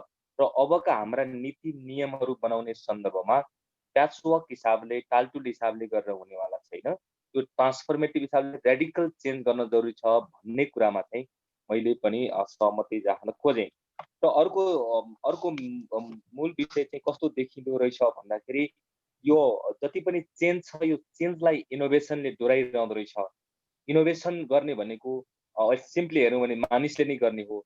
त्यसमा पनि अलिकति हाई लेभल का इन्टेलेक्चुअलहरूले चाहिँ इनोभेसनहरू गर्दै सामान्य हेऱ्यौँ भने जस्तो इन्जिनियर्सहरू, साइन्टिस्टहरू इनोभेसनमा लागिरहेछन्, रिसर्च गरिरहेका छन्। त्यसबाट चाहिँ नयाँ नयाँ ज्ञानका कुरा, सिपका कुरा, टेक्नोलोजीको कुरा, इनोभेसनहरू आइरहेका छन्।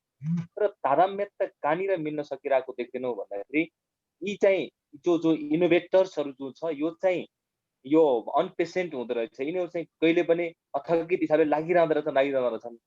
त्यसको इनोभेसनको इम्प्याक्ट सोसाइटीमा के हुन्छ भन्ने कुरामा त्यति धेरै यो टोलले अथवा यो वर्गले ख्याल गर्दैन। तर यसको ख्याल गर्ने चिज भनेको यसलाई कसरी, यो इनोभेसनलाई कसरी युज गर्ने भनेको पोलिटिक्स हो। त्यो पोलिटिक्स भनेको पोलिसी हो। त्यसकारणले इनोभेसनलाई कति मात्रामा, कुन डिग्रीमा, कसले, कहिले, कहाँ, कसरी भन्ने कुरा नीतिमा रिफ्लेक्ट हुन जरुरी हुने रहेछ। तर अब अघि जति पनि धेरै कुरा आएका छन् इन्टरनेसनल लेभलमा आएका छन्, तर इन्टरनेसनल पनि लेभलका कन्ट्रीहरू पनि एक नासको छैन यो इनोभेसनलाई एप्लाई गर्ने सन्दर्भमा। नेपाल धेरै पछाडि, डेभलपिङ कन्ट्रीको पनि धेरै पछाडि भएको हुनाले के देखिँदो रहेछ भन्दाखेरि सिनारियो इनोभेसन धेरै अगाडि हुन्छ, छलफल बहस हुँदै हुँदै हुँदै गइसकेपछि त्यसलाई चाहिँ पोलिसीमा रिफ्लेक्ट गर्ने कुरा निकै पछाडि हुन्छ, जति बेला त्यो इनोभेसनको चाहिँ यो सान्दर्भिकता समाप्त भइसक्छ र अर्को बहस प्रारम्भ हुन्छ। त्यसो हुँदाखेरि नेपाल धेरै जसो चाहिँ यो बहसमा अगाडि बढ्ने तर त्यसको एक्चुअल युज चाहिँ नगर्ने अवस्थामा हामी भएको हुनाले अब पोलिसी मेकर्सहरू खास गरी यो पोलिटिक्सको लेभलमा भनेको यो पोलिटिक्स खास गरी पार्टिसन पोलिटिक्सको कुरा होइन कि पोलिसी मेकर्स र इनोभेसनको बिचमा निकै सानो अथवा साँगुरो समय र छोटो समय हुने गरी अगाडि बढ्न चलाखो हुन पर्ने यहाँ चाहिँ देखिँदो रहेछ। र अर्को कुरा चाहिँ हामीले नेपालले एडप्ट गरेको एजुकेसनको जुन अहिले हामी हायर एजुकेसनदेखि तल पनि हेऱ्यौँ भने एजुकेसनमा मेसिफिकेसन नै हो, तर यो मेसिफिकेसनका दुईटा मोडल हुँदो रहेछन् खासमा। एउटा चाहिँ एक्टिभ मोड भन्दो रहेछ, एउटा चाहिँ पेसिभ वा क्याचअप मोड भन्ने हुँदो रहेछ। एक्टिभ मोड चाहिँ खास गरी हाइली डेभलप्ड कन्ट्रीहरू चाहिँ एक्टिभ मोडमा जाँदो रहेछन्। त्यहाँको सोसाइटी, त्यहाँको कल्चर, त्यहाँको चाहिँ सम्पूर्ण कुराको आधारमा चाहिँ एजुकेसनहरू एक्सपान्सन हुँदै जाँदो रहेछ। तर हाम्रो जस्तो कन्ट्री जुन डेभलपिङ कन्ट्री छ यसले चाहिँ यो क्याचअप हिसाबले चाहिँ अगाडि बढ्दो रहेछ, पेसिभ हिसाबले लतारिँदै जाँदो रहेछ। वर्ल्ड यता गइरहेछ हामी त्यता जानुपर्छ भन्ने हुँदो रहेछ, राइट बेस्ड एजुकेसन भनेको छ त्यसरी हामी यता जानु पर्दो रहेछ भन्ने कुरा हुँदो रहेछ। यसरी चाहिँ इन्टरनेसनल लेभलमा प्रतिबद्धता पनि जारी गर्दै जाने अनि लतारिँदै जाने हाम्रो यो विडम्बना पनि हुन सक्छ। त्यस कारणले यो मोडमा हामीले एक्टिभ मोडमा जान सक्छौँ भन्ने त होइन, तर यो पेसिभ मोडमा भइकन पनि यसलाई म्याक्सिमम रूपमा पोलिसीहरूमा चाहिँ हाम्रा नयाँ आविष्कार भएको कुरा जुन मिली सेकेन्डमा पनि चेन्ज भइरहेछन् त्यसलाई पनि एडप्ट गर्ने गरी जानुपर्ने देखिँदो रहेछ।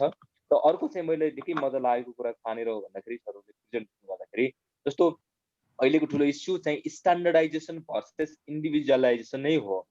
हामीले चाहिँ अहिलेसम्म यो मोडर्न सिस्टम भनौँ अथवा मोडर्न एजमा हेऱ्यौँ भने स्ट्यान्डर्डाइजेसनमा जोड दिएका छौँ। हाम्रो करिकुलममा स्ट्यान्डर्डाइजेसन गऱ्यौँ, एसेसमेन्टमा स्ट्यान्डर्डाइजेसन कुराकानी गऱ्यौँ, इभन नलेजको पनि त्यसलाई स्ट्यान्डर्डाइजेसन कुराकानी गऱ्यौँ। अब चाहिँ स्ट्यान्डर्डाइजेसन नभएर इन्डिभिजुअलाइजेसन नै हो भन्ने मोडमा हामी जानुपर्ने कुरा छ। र यसमा पनि अब के आयो त भन्दाखेरि यो सन्दर्भ पनि अब हामीसँग कुनै इन्फर्मेसनको कमी छैन, अब हामीसँग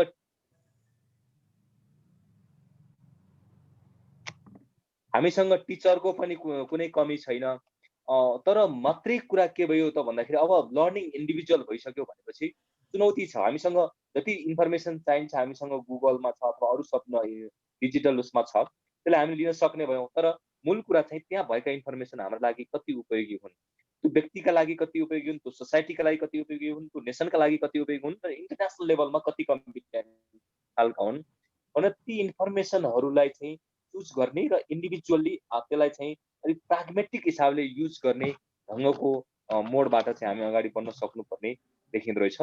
र मैले लास्ट बुझ्दा चाहिँ के भनौँ भने अहिले चाहिँ हाम्रो खास गरी यो अघि सरले उठाएका इस्युहरूको हामीले चाहिँ जगमा हेऱ्यौँ भने नेपाल जस्तो कन्ट्री निकै आइडेन्टिटी क्राइसिसमा चाहिँ हुने रहेछ। त्यो आइडेन्टिटी क्राइसिसमा कसरी हुने रहेछ भन्दाखेरि जस्तो हामीले भाषा अङ्ग्रेजी खोजिरहँदा रहेछौँ, संस्कार चाहिँ विदेशीकोलाई चाहिँ एडप्ट गर्न खोज्ने रहेछौँ, साधन चाहिँ म्याक्सिमम रूपमा डिजिटल र मेसिनको हामीले प्रयोग गर्ने रहेछौँ। यसो हुँदाखेरि अब हामी चाहिँ हाम्रा संस्कृतिहरू कहाँनिर गएर अप्ठ्यारो पऱ्यो त हाम्रो भाषा चाहिँ अगाडि आएन।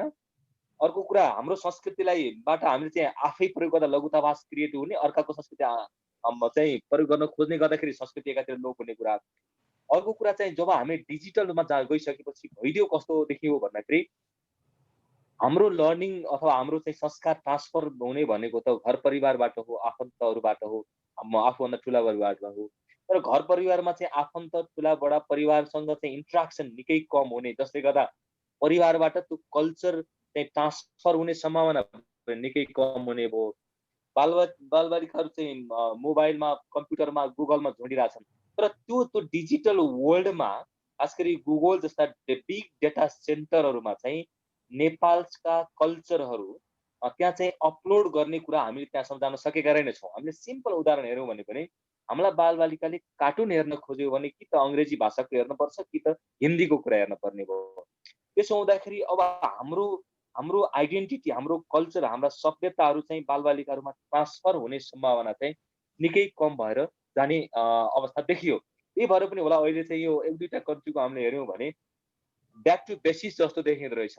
जस्तो एउटा चाहिँ चाइनाले चाहिँ यो इनोभेसन धेरै गरिसक्यो, टेक्नोलोजीमा पनि धेरै फड्को मार्यो, तर समस्या कहाँ आयो त भन्दाखेरि त्यसको ह्युमानिटीमा, त्यसको चाहिँ मोरालिटीमा, त्यो इथिक्समा समस्या आइसकेपछि त्यहाँको परम्परागत मूल्य मान्यता छ ताओइजम, कन्फ्युसियनिजमसँग शिक्षालाई जोड्नुपर्छ भनेर चाहिँ चाइना अगाडि बढेको देखिँदो रहेछ।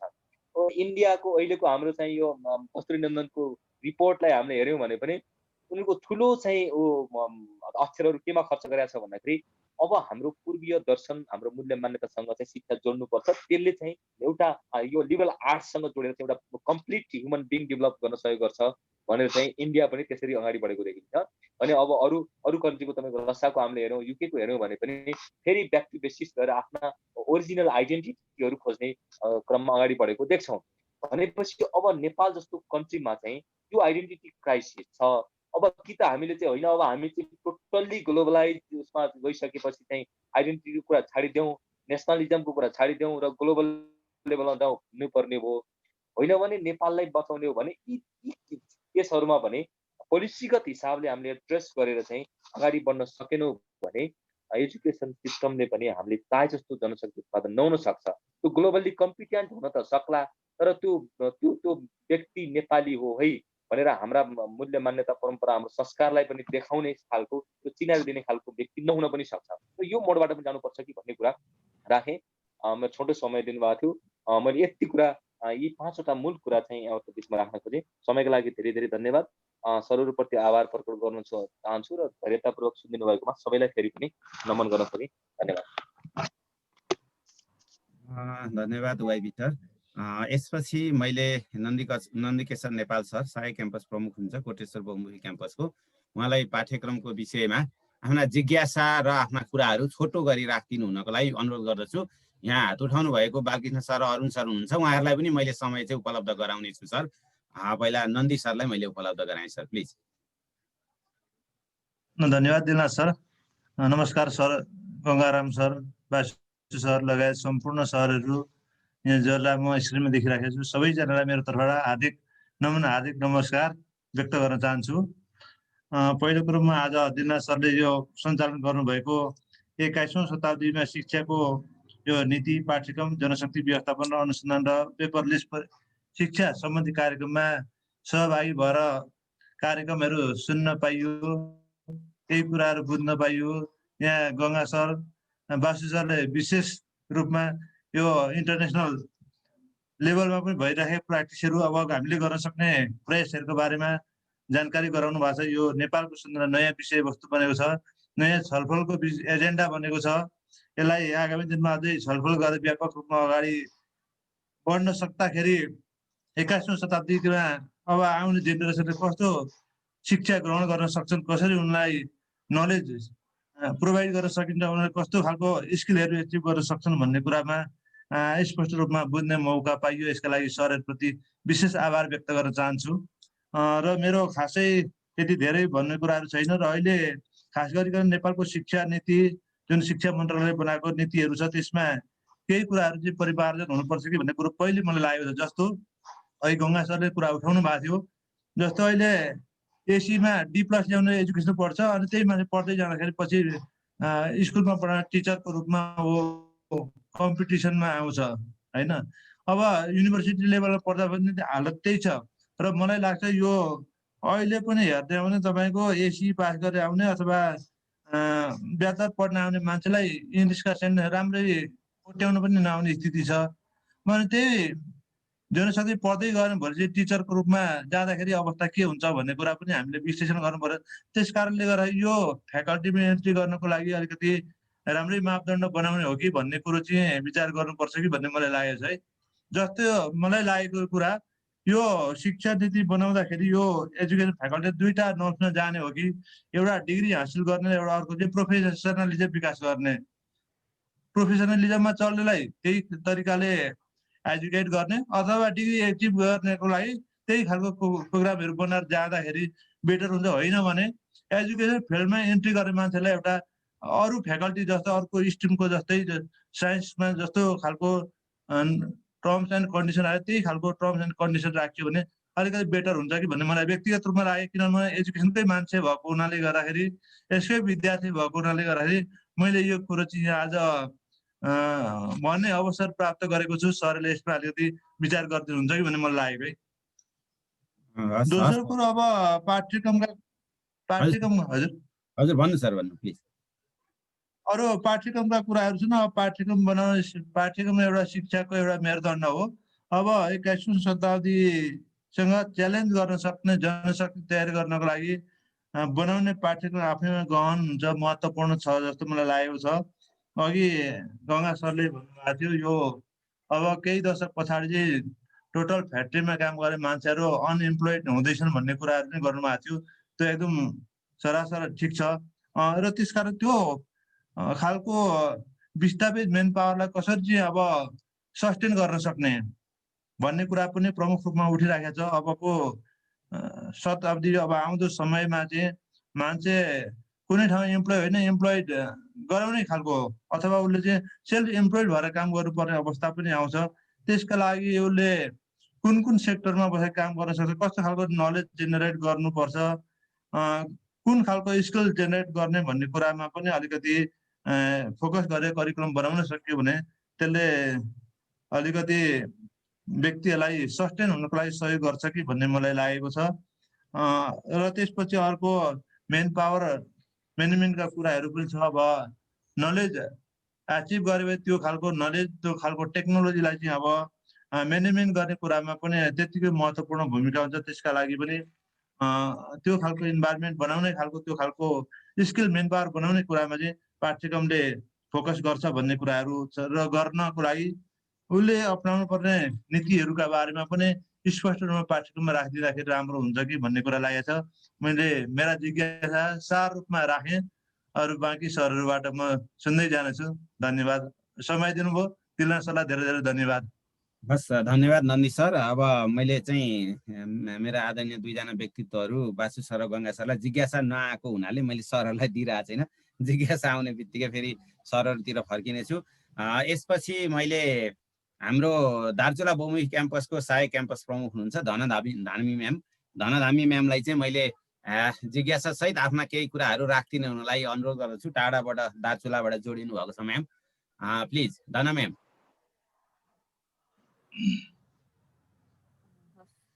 धन्यवाद सर, धेरै धेरै धन्यवाद सरलाई।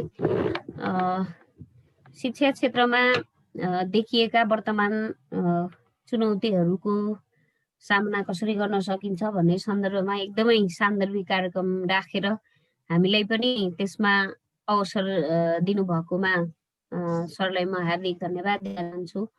र प्रस्तुता द्वय विद्वान सरहरूबाट आएको कुरामा म अलिकति के जोड दिन चाहन्छु भने पाठ्यक्रम निर्माणको सवालमा जोन डिबेले भने जस्तै सामाजिक आवश्यकता परिपूर्ति गर्ने खालको एजुकेसन हुनुपर्छ भन्ने जुन मूल मर्म हामी त्यसैमा छौँ र पनि कता कता समय सान्दर्भिक रूपमा त्यो लक्ष्यतिर हामी पुग्न सकिराखेका छैनौँ। जस्तो मैले सिधै कुरोलाई कहाँनिर जोड्न चाहन्छु भने स्थानीय जनका आवश्यकताहरू के हुन् र ती आवश्यकताहरूलाई परिपूर्ति गर्नको लागि कस्तो खालको करिकुलम हुनुपर्छ भन्ने सन्दर्भमा शिक्षा नीतिले केही पनि नबोलेको पक्कै पनि होइन, कार्यक्रम वा पाठ्यक्रमले पनि बोलेको छ। र अहिले वर्तमान सन्दर्भमा जस्तो भनौँ न तल्लो तहमा स्कुल एजुकेसनमा भनौँ स्थानीय आवश्यकतालाई हेरेर पाठ्यक्रम निर्माण गर है भनेर भनिएको छ। स्थानीय तहहरूलाई एउटा राइट छ त्यो। तर के देखिन्छ त भने स्थानीय आवश्यकता भन्दा पनि जस्तै बारीमा एउटा सुन्तला भनौँ न सुन्तला खेती छ, उसको सुन्तला राम्रोसँग लटरम्म फल्या छ, तर उसको सोच कतातिर छ भने अङ्ग्रेजी खर्र बोल्न सक्यो भने मैले राम्रो गर्न सक्छु, मैले जापानै जाँदाखेरि राम्रो हुन्छ, अस्ट्रेलिया नै जाँदाखेरि राम्रो हुन्छ, वा फलानु ठाउँमा जाँदाखेरि नै राम्रो हुन्छ। एउटा पढ्दै गरेको विद्यार्थीको पनि ध्यान त्यतातिर भने हो त्यस्तो खालको कन्सेप्ट आउन सकेको छैन। अघि एकदमै राम्रो वाइपी आचार्य सरले भन्नुभएको थियो जुन राजनैतिक अस्थिरता, किनभने हामी जतिसुकै यस्ता किसिमका बहस गर्दाखेरि पनि आखिर त्यसलाई एप्लाई गर्नुपर्ने कुरा ठुलो हो। हामी बहस गरिराखेका छौँ, तर यो बहसको कार्यान्वयन गर्ने पक्ष यदि आफ्नो ठाउँमा तत्पर छैन भने बहसले मलाई लाग्छ सार्थकता पाउँदैन। त्यसो भए हुनाले यो स्थानीय आवश्यकता परिपूर्ति गर्नेतर्फ यस्तो खालको पाठ्यक्रम बनाउनु पर्यो भन्ने कुरामा म जोड दिन चाहन्छु सर। अर्को चाहिँ पेपरलेस एजुकेसनको कुरा पनि आयो। म एउटा दुर्गममा बसेको मान्छे भएको हुनाले पनि आज मैले हजुर समक्ष हजुरहरूको साथमा जोडिनको लागि पनि हाम्रो यहाँ हिजोदेखि प्रब्लम छ, नेट छैन, विभिन्न कारणले मैले जोडिन सकिराखेको छु भनौँ न। भने अहिले कुन कन्डिसनमा हामी छौँ त, र प्रत्येक ठाउँमा देशभरि नै त्यस खालको एजुकेसन जो प्रविधिको माध्यमबाट कतिसम्म सम्भव छ त्यो किसिमको पहल पनि फेरि राज्यबाटै हुने हो भने मात्रै त्यो एजुकेसनको बारेमा पनि हामी सोच्न सक्छौँ। यो होइन कि केन्द्रमा बस्ने वा केन्द्रीकृत मानसिकताले मात्रै त्यस्तो खालको कन्सेप्टतिर जाने हो भने त्यसले गर्दाखेरि पनि फेरि ढुकी गएर शिक्षामा दुर्घटनाहरू हुन सक्छन्। त्यसो हुनाले म यो दुईवटा कुरामा जोड दिन चाहन्छु सर। मेरो तर्फबाट मैले यति कुरा राखेँ। पुनः सरलाई धेरै धेरै धन्यवाद दिन्छु। हस्, धन्यवाद, नमस्कार। हस् म्याम, धन्यवाद। यहाँ पनि धेरै गुनासोहरू त्यति धेरै जिज्ञासाहरू आएन। लास्टमा सरहरूलाई मैले एकैचोटि दुःख दिनेछु, दुवैजना सरहरूलाई। यसपछि मैले अनुसन्धानको विषयमा डाक्टर जीवन काफ्ले सर त्रिभुवन विश्वविद्यालय कीर्तिपुरबाट हुनुहुन्छ, मैले सरलाई समय उपलब्ध गराएँ छोटोको रूपमा। त्यसपछि मैले डाक्टर गोकर्ण गेवानी सरलाई पेपरलेस शिक्षाको बारेमा, किन अहिले पेपरलेस शिक्षाको बारेमा सरले अलि अध्ययन अगाडि गएको केही आर्टिकलहरू पनि आएको हुनाले गोकर्ण सरलाई चाहिँ पेपरलेस शिक्षाको बारेमा मैले समय उपलब्ध गराउने छु। त्योभन्दा पहिला हाम्रो जीवन काफ्ले सर, जसले अनुसन्धानको विषयमा आफ्नो छोटो कुराहरू राखेर जिज्ञासा पनि भए राखिदिनु होला सर, नत्र आफ्नो कुरा थप पनि गर्न सक्नुहुन्छ। जीवन सर प्लिज। डाक्टर जीवन सर। धेरै धेरै धन्यवाद दिल सरलाई। अब यहाँ सम्पूर्ण अग्र सरहरू, सिनियर सरहरू, वासुदेव सर, गङ्गा सर लगायत सरहरू भएको ठाउँमा मैले धेरै कुराहरू राख्न चाहिनँ। सरहरूले धेरै कुरा राखिसक्नु भएको छ। मैले सामान्य क्वेरीसहित केही कुराहरू मेरो राख्ने भएँ। अब हामीले युनिभर्सिटी भनिसकेपछि हामीले टिचिङ मात्र भनिरहेको छौँ, पढाउने ड्युटी गऱ्यौँ, त्यो हिसाबले गर्दा हाम्रो जब सकियो भन्ने कुरा गरिरहेको छौँ। युनिभर्सिटी मिनिङ टिचिङ र रिसर्च दुवै बराबर हो। 50% टिचिङ, 50% रिसर्च हो। अब हाम्रोमा अलिकति त्यो कल्चर कसरी एडेप्ट भएको छैन। सिनियर सरहरूले यसलाई कसरी रिसर्चतिर लाने भन्ने कुरामा पक्कै पनि केही कुराहरू राख्नुहुनेछ। अहिलेको हाम्रो युनिभर्सिटीमा रिसर्च, पहिला हाम्रो युनिभर्सिटीमा हामी रिसर्च सुरु गर्दाखेरि हाम्रो सरहरू स्पेसल साइन्सतिर चाहिँ नेपालमा नि के पिएचडी गरेको, बाहिर गएर जानुपर्छ पिएचडी गर्न, यहाँ गरेर पनि पिएचडी हुन्छ भन्ने डिस्करेज खालको इन्भाइरोमेन्ट थियो। तर अहिले स्लोली क्वान्टिटी अफ रिसर्च चाहिँ बढिरहेको देखिन्छ। तर अब त्यसलाई क्वालिटीमा कन्भर्ट गर्न के मेकानिजम हुनसक्छ, स्टुडेन्ट तर्फबाट, टिचरको तर्फबाट, युनिभर्सिटी तर्फबाट त्यो डिस्कसन आवश्यक छ जस्तो लाग्छ मलाई। त्यसलाई क्वालिटी रिसर्चमा कन्भर्ट गर्न त्यसमा सरहरूले डिस्कस गर्नुहुनेछ जस्तो लाग्छ। अब टिचरको मोटिभेसन, हामी काठमाडौँ होस् जहाँ होस्, युनिभर्सिटीको हाम्रो इन्कम सोर्स र हाम्रो खर्च एक्सपेन्डिचरले गर्दा टिचरहरू रिसर्च बेस भन्दा पनि टिचिङ गर्ने, अरू आफ्नो प्राइभेट संस्थामा जाने अथवा अरू ठाउँमा इन्भल्भ हुने बाध्यताहरू छन्।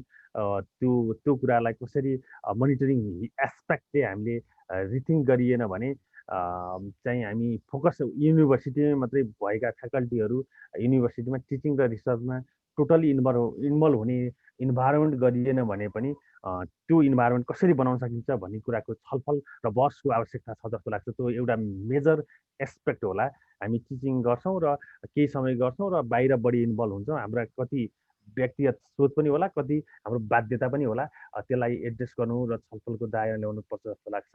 अब त्यसको लागि मेनली हामीलाई आइडिया पनि छैन, हाम्रो फ्याकल्टी स्टुडेन्टहरूलाई आइडिया पनि छैन कोलाबोरेसन कसरी गर्ने, हाम्रो कोलाबोरेटिभ कल्चर पनि छैन, नेपालभित्र कोलाबोरेसन कसरी गर्ने, इन्टरनेसनली कोलाबोरेसन कसरी गर्ने, सुरुमा कसरी थाहा हुन्छ त्यस्ता खालका ट्रेनिङहरू सरहरू जस्तो हाम्रो दिलनाथ सरले चलाइराख्नु भएको छ। यस्ता ट्रेनिङहरूको मद्दतले त्यसलाई अगाडि बढाउनुपर्छ जस्तो लाग्छ।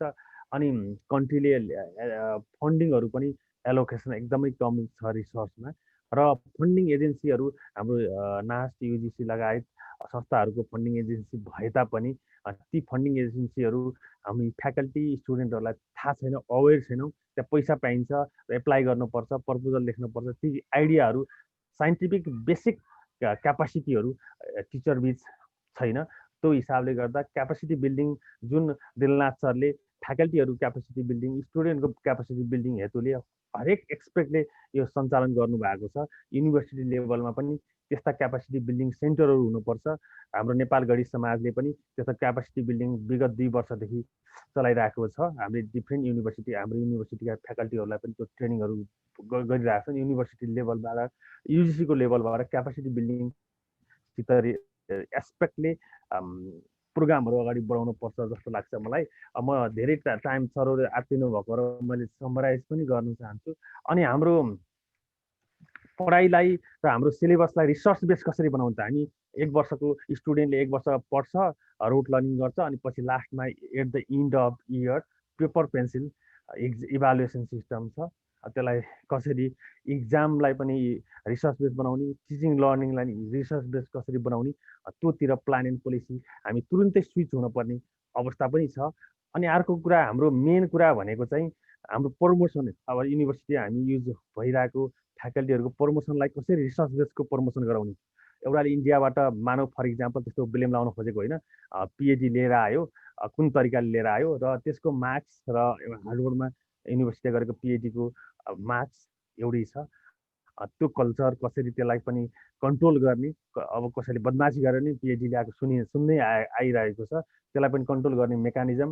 र अनि अर्को कुरा चाहिँ एउटा इम्प्याक्ट फ्याक्टरमा कसैले पेपर पब्लिस गरेको छ, नेपालको नेप्जलको सामान्यमा गरेको मार्क्स पनि इक्विभ्यालेन्ट छ। त्यो हिसाबले गर्दा उसको प्रमोसनमा पनि रिसर्चको इम्प्याक्ट कसरी काम गरेको छ, त्यो अलि हाइली केही चेन्ज त भएको देखिन्छ, तर त्यसलाई कसरी चाहिँ अझ उसले रिसर्च बेसमा कसरी काम गरेको छ त्यसमा बढी ग्राह्यता दिनुपर्छ। यानि कि होइन, सर्भिस इयरलाई पनि अलिअलि दिनुपर्छ। सर्भिस इयरलाईको मार्क्स वेटेजलाई घटाएर रिसर्च बेसलाई अगाडि बढाउन सकियो भने टिचरहरू पक्कै पनि रिसर्च गराउन मोटिभेट हुने थिए। अनि अर्को कुरा चाहिँ हामी अलिक टेक्नोलोजी बेस अघि पनि कुरा आयो, त्यो टेक्नोलोजी बेस टिचिङ लर्निङ र रिसर्च एक्टिभिटी अगाडि बढियो भने पक्कै पनि इन्टरनेसनल लेभल हामी कम्पिटेट गर्न सक्छौँ। हाम्रो कम्पिटिसन लोकल लेभल होइन, ग्लोबल लेभलमा हुनेछ। त्यो हिसाबले गर्दा कन्टिन्युस अपडेट र रिफर्म हाम्रो सिलेबसहरूलाई, स्ट्रक्चरहरूलाई कन्टिन्युस अपडेट र रिफर्म गर्नै पर्छ। हामीले सिलेबस र स्ट्रक्चर रिफर्म गर्न हामी आत्मकेन्द्रित हुन्छौँ। हामी आफै पनि आत्मकेन्द्रित भएर हामीले देश, कन्ट्री र यो विद्यार्थी सबैलाई नहेरिकन आत्मकेन्द्रित भएर हामीले सिलेबस र स्ट्रक्चरलाई अपडेट गरिरहेको अवस्था छ। अहिलेको 11-12को सिलेबस पनि हामी स्ट्रक्चरमा पनि त्यही खालको सङ्केतहरू देखिन्छ। र अनि त्यसपछि फ्याकल्टीहरूलाई मेनली अहिले हाम्रो युनिभर्सिटीमा नन पिएचडी भएका फ्याकल्टीहरूलाई उनीहरूलाई पिएचडी गर्नलाई मोटिभेट गर्ने, तिनीहरूलाई अलिकति फोर्स पनि गर्नुपर्छ कहिलेकाहीँ। त्यो हिसाबले गर्दा एउटा रिसर्चको इन्भाइरोमेन्ट युनिभर्सिटी लेभलमा, प्राइभेट सेक्टरमा, इन्स्टिट्युटमा त्यो हिसाबले गर्न सकियो भने पक्कै पनि अगाडि बढ्नेछ भन्ने मलाई लागिरहेको छ। अब अनि विद्यार्थीहरूलाई पढ्नलाई हामीले फोर्स गर्छौँ, पढ्नै पर्छ भन्ने फोर्स गर्छौँ, र यो सब्जेक्ट पढ्नै पर्छ भनेर फोर्स गर्छौँ। उनीहरूको इन्ट्रेस्ट र उनीहरूलाई रिसर्चमा अलिकति आइडिया भएको, स्किल भएको सब्जेक्टतिर भन्दा पनि अलिकति फोर्स खालको इन्भाइरोमेन्ट भएपछि उनीहरू रिसर्च बेस्ड स्टुडेन्ट नभइकन अर्काको लागि पढिदिने, आफ्नो लागि रिसर्च नगर्ने अवस्था पनि सिर्जना भएको छ। त्यो हिसाबले गर्दा यी समग्र कुरामा हामीले रिसर्च बेस्ड स्टडी लर्निङ सिस्टमलाई अगाडि बढाउने प्लान एन्ड पोलिसी कसरी गर्न सकिन्छ। मैले हाम्रो 2जना एक्सपर्ट सरहरू, विज्ञ सरहरू हुन्छ, यसलाई यो इन्भाइरोमेन्टलाई नेपाली कल्चरमा अगाडि बढाउन सकियो भने यहाँ सामान्य धेरै होलहरू छन्। एउटा प्रोफेसर युनिभर्सिटीमा क्वार्टरको लागि लड्नुपर्ने र अवैधमा क्वार्टरमा बस्नुपर्ने समस्या ग्रसित यो हाम्रो इन्भाइरोमेन्टलाई कसरी सहज तरिकाले यो रिसर्चको इन्भाइरोमेन्ट बनाउन सकिन्छ, यो लिमिटेड रिसोर्स हामीसित छ, त्यही पनि हामी त्यो डिरेक्सनतिर कसरी जान सकिन्छ भन्ने यावत प्रश्नहरू छन्। यो प्रश्नमा हामी पक्कै पनि आज कति सकिन्छ डिस्कस गर्नेछौँ र सरहरूले केही न केही कुराहरूलाई हामीलाई मोटिभेट गर्ने हुनुहुनेछ। हामी यो छौँ, हामी नेपालमै केही रिसर्च गरौँ, यहीँ अनुसन्धान गरौँ भनेर नेपालमै बसेको यो थोरैसँग अगाडि पनि बढाएको छौँ। त्यो हिसाबले गर्दा सिनियर सरहरूको एक्सपिरियन्स हाम्रो लागि ठुलो महत्त्वपूर्ण हुनेछ भन्ने कुरा राख्दै यो समय दिनुभएकोमा दिलनाथ सरलाई धेरै धेरै धन्यवाद दिँदै मेरो कुरा यहीँ सक्छु। धन्यवाद। हस् धन्यवाद डाक्टर जीवन काफ्ले सर।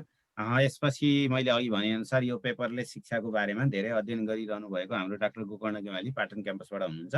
मैले सरलाई समय उपलब्ध गराउँछु, त्यसपछि हाम्रो हेन्डेज गर्नुभएको बालकृष्ण सर र अरुण सरतर्फ जानेछु। पहिला मैले गोकर्ण सरलाई समय उपलब्ध गराएँ। Gokarna sir please.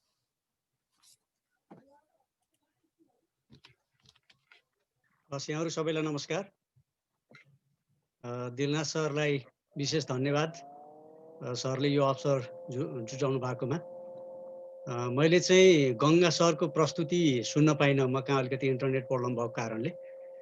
वासुदेव सरको र त्योभन्दा पछाडिको मैले चाहिँ सुने, त्यही कारणले मेरो कुरा अलिकति दोहोरिन गयो भने पनि म चाहिँ क्षमा याचना गर्छु र म चाहिँ दुई तिनवटा कुरा मात्रै यहाँ चाहिँ गर्न चाहन्छु, किनभने धेरै कुराहरू आइसकेका छ र मेरो चाहिँ खास गरी अहिले चाहिँ मलाई के लाग्छ भने यो विगतको 100 वर्षमा हामी चाहिँ गर्न नसकेको शिक्षामा प्रविधिको प्रयोग गर्न नसकेको कुरा यो अहिलेको 1 वर्षमा गऱ्यौँ। त्यसको पछाडिको कारण के थियो भने यो कोभिडको बेलामा मान्छे चाहिँ बाहिर जान नसक्ने, तर शिक्षा त जहिले पनि दिइरहनु पर्ने, कति समयसम्म विद्यालय बन्द गर्ने हैन, 2-4 महिना 4-6 महिना त गरौँला, तर त्यो त सम्भव छैन, किनभने शिक्षा भनेको त जीवनयापनका लागि अनिवार्य कुरा हो। र यो बिचमा चाहिँ हामीले जति पनि प्रविधिहरूको प्रयोग गऱ्यौँ, यो प्रविधिको कारणले हाम्रो शिक्षालाई पूर्ण रूपले रूपान्तरण गर्न जरुरी रहेछ भन्ने कुरा यसले देखायो। खास गरी हामी यो 21औं शताब्दीको वर्ल्ड भनेको चाहिँ इन्फर्मेसन प्रदान गर्ने युग भनिरहेछौँ, डिजिटलाइजेसनको युग भनिरहेछौँ, त्यस्तै गरी यसलाई चाहिँ हामी रोबोटिक एज भनिरहेछौँ, विभिन्न ढङ्गले चाहिँ यसलाई परिभाषित गरिरहेछौँ र यो सबै कुरा हाम्रो शैक्षिक क्षेत्रले र शिक्षा क्षेत्रले चाहिँ अवलम्बन गर्नुपर्छ भन्ने मलाई लाग्छ।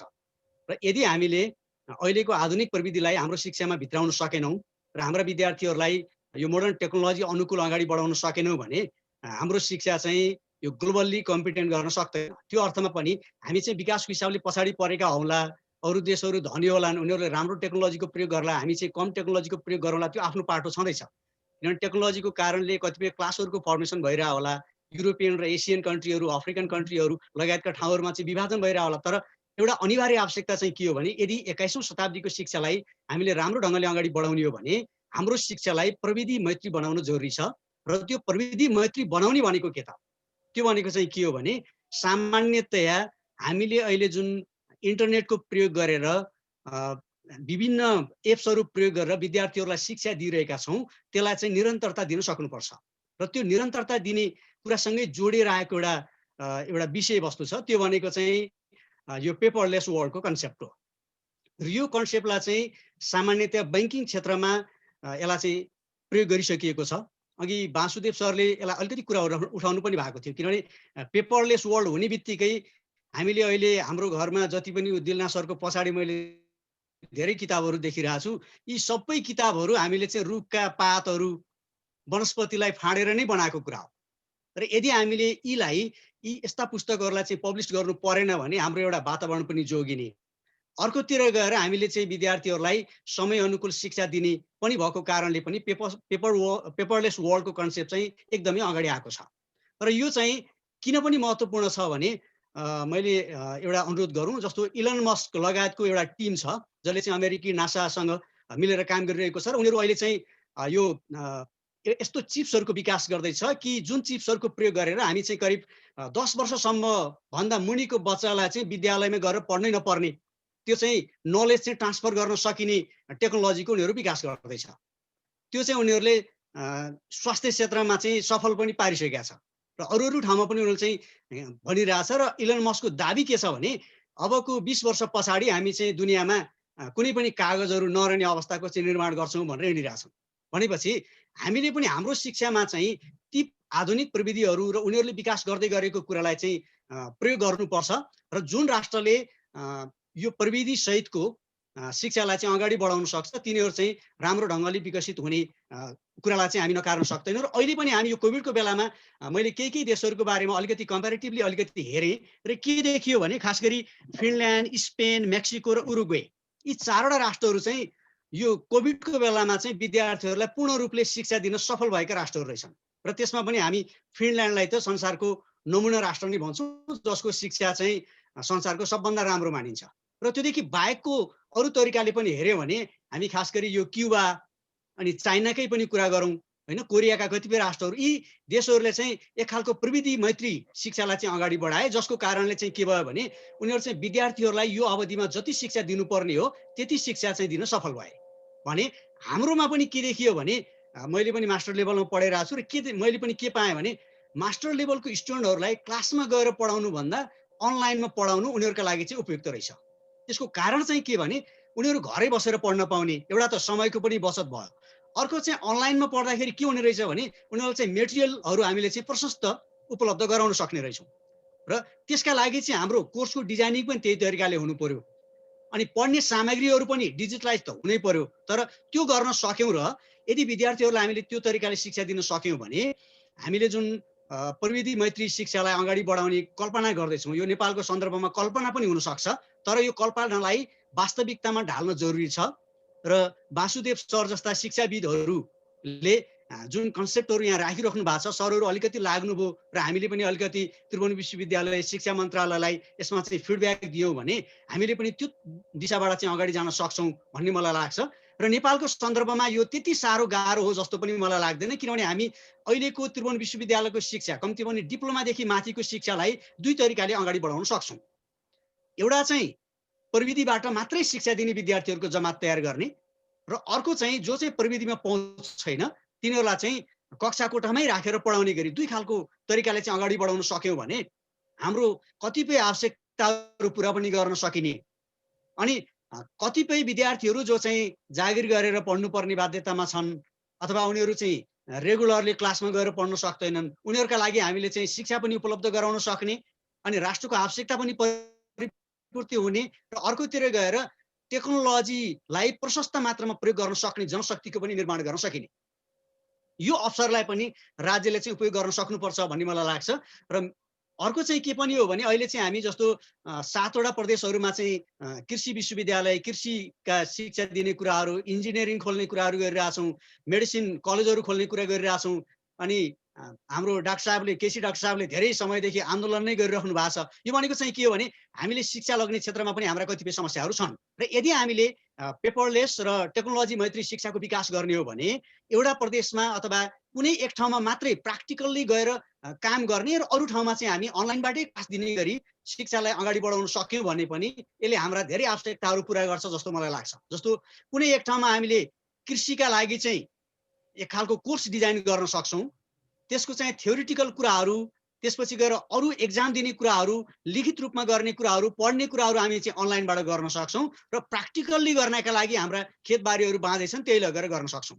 र त्यही भएर यो इन्जिनियरिङमा पनि त्यही हो, मेडिसिनमा पनि त्यही हो, हरेक ठाउँमा हामी यसलाई चाहिँ गर्न सक्छौँ र यसका लागि राज्य चाहिँ तयार हुनुपर्छ भन्ने मलाई लाग्छ। र यदि यस्तो गर्न सकियो भने मात्रै हामीले हाम्रो शिक्षालाई अगाडि बढाउन सक्छौँ, होइन भने हामी चाहिँ विश्व अगाडि बढ्ने र हामी चाहिँ विश्वले प्रयोग गरे भन्दा धेरै पछाडि मात्रै हाम्रो शिक्षालाई अगाडि बढाउनुपर्छ, यसरी लैजानुपर्छ भनेर जानुपर्ने बाध्यता हुनसक्छ। किनभने अहिलेको युग भनेको चाहिँ इन्फर्मेसन साथसाथै यो आर्टिफिसियल इन्टेलिजेन्सलाई पनि प्रयोग गर्ने युग भएको कारणले पनि र हरेक हिसाबले हामी चाहिँ टेक्नोलोजीको प्रयोग गर्नुपर्ने र नेपालको सन्दर्भमा फेरि के पनि रहेछ भने साउथ एसियामा सबभन्दा धेरै इन्टरनेट प्रयोग गर्ने राष्ट्र भनेको चाहिँ नेपाल रहेछ, जहाँ चाहिँ 96% मान्छेले चाहिँ मोबाइल फोनको प्रयोग गर्दो रहेछ। अनि त्यसमा चाहिँ करिब 60% मान्छेहरूले चाहिँ इन्टरनेटहरू प्रयोग गरिरहेछ। अघि धनगढीबाट कि कताबाट बोल्ने म्यामले भन्दै हुनुहुन्थ्यो सबै ठाउँमा सम्भव छैन होला भन्दै हुनुहुन्थ्यो, त्यसमा म पनि सहमत छु। तर सामान्यतया के हो भने जहाँ सकिन्छ त्यहाँ चाहिँ किन सुरु नगर्ने? कम्तीमा पनि काठमाडौँका केही युनिभर्सिटीहरू, काठमाडौँका केही कलेजहरू, पोखरा, विराटनगर लगायतका जहाँ चाहिँ इन्टरनेटको पहुँच छ त्यहाँ चाहिँ किन सुरु नगर्ने? र यस्तो खालको छुट्टै कन्सेप्ट लिएर छुट्टै युनिभर्सिटीहरूको स्वीकृति किन नदिने? किनभने हामी कहाँ पनि एउटा अनुभव त छ, ओपन युनिभर्सिटीले त त्यसलाई राम्रो ढङ्गले अगाडि बढाएकै छ भने यस्तो खालको पाठ्यक्रम विकास गर्नु पर्यो कि जसले गर्दा हामी टेक्नोलोजी मैत्री पनि हौँ अनि पढेको मान्छेले जागिर पाउने अवस्था पनि निर्माण होस् अनि प्रविधिको प्रयोग गरेर हामी ग्लोबल्ली बिक्न सक्ने मेन पावरको निर्माण गर्न सकौँ र यो सबै गर्नका लागि पनि हामीले चाहिँ प्रविधिको प्रयोग गर्ने र अनि क्रमशः दुनियाँसँगै नेपाललाई पनि पेपरलेस वर्ल्डमा कन्भर्ट गर्ने तर्फ लाग्नुपर्छ होला भन्ने मलाई लाग्छ। मैले अलिकति कुरा मात्रै यहाँ राखेर मेरो खासै जिज्ञासा भनेको खासै केही छैन र हामी जस्तो शिक्षाविदहरूले पनि अबका नीति निर्माणमा चाहिँ यो प्रविधि मैत्री शिक्षालाई अगाडि बढाउने सन्दर्भमा चाहिँ अलिकति काम गर्नुपर्छ होला मलाई लाग्छ। जस्तो इन्डियाले भर्खर मात्रै सायद 34 वर्ष पछाडि उनीहरूले शिक्षा नीति परिवर्तन गरे र त्यहाँ चाहिँ 6 कक्षादेखि यो कम्प्युटर को पढाइलाई अनिवार्य गराएको छ।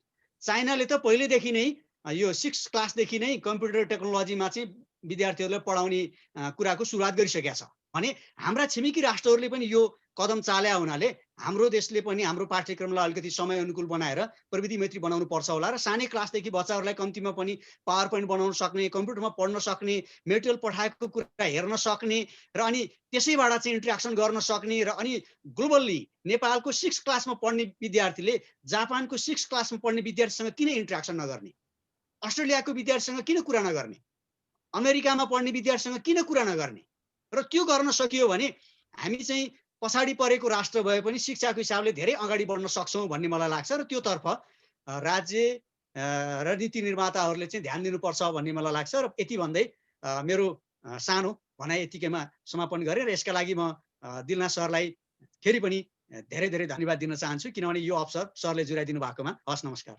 हस् धन्यवाद doctor Gokarna Gewali sir paperless शिक्षाको बारेमा सरको राम्रो प्रस्तुतिकरण। अब मैले चाहिँ अब तेस्रो चरणको कार्यक्रम भन्छु म। पहिला चाहिँ हाम्रो विज्ञ सरहरू दुईजनाबाट चाहिँ हामीले यो कार्यक्रमलाई अगाडि बढायौँ, सरहरूका भनाइहरू सुन्यौँ भने दोस्रो चरणमा चाहिँ मैले उहाँ सरहरू जो 5 जनाले प्रस्तुत गर्नुभयो मैले उहाँहरूलाई पनि यो कार्यक्रम यो जहिले चाहिँ सेटिङ भयो त्यो बेला नै उहाँहरूलाई मैले तयारी गरेर आउनुहोस् है केही चाहिँ जिज्ञासाहरू र केही चाहिँ कुराहरू भयो भने अलिकति फरक ढङ्गले जान्छ कि अलिकति तयारी गरेर आउँदा यही कुरा सुनेर भन्नुभन्दा पनि तयारी गरेर आउँदा भन्ने अलिकति मोडालिटी चाहिँ मैले थोरै चेन्ज गरेको थिएँ। अब यो मोडालिटी कस्तो छ भनेर अहिले बाजु सरले भन्नु पनि होला, सरको मार्गनिर्देशन अनुसारै हिँड्ने हो हामीले। र अब तेस्रो चरणमा चाहिँ अब हेन्डरेज गरेको साथीहरू जस्तै हाम्रो बालकृष्ण सरले हेन्डरेज गर्नुभएको छ, म बालकृष्ण सरलाई आफ्नो कुराहरू राखिदिनुको लागि मैले अनुरोध गरेँ। बालकृष्ण सर जिज्ञासा सहितको कुराहरू राखिदिनु होला प्लिज।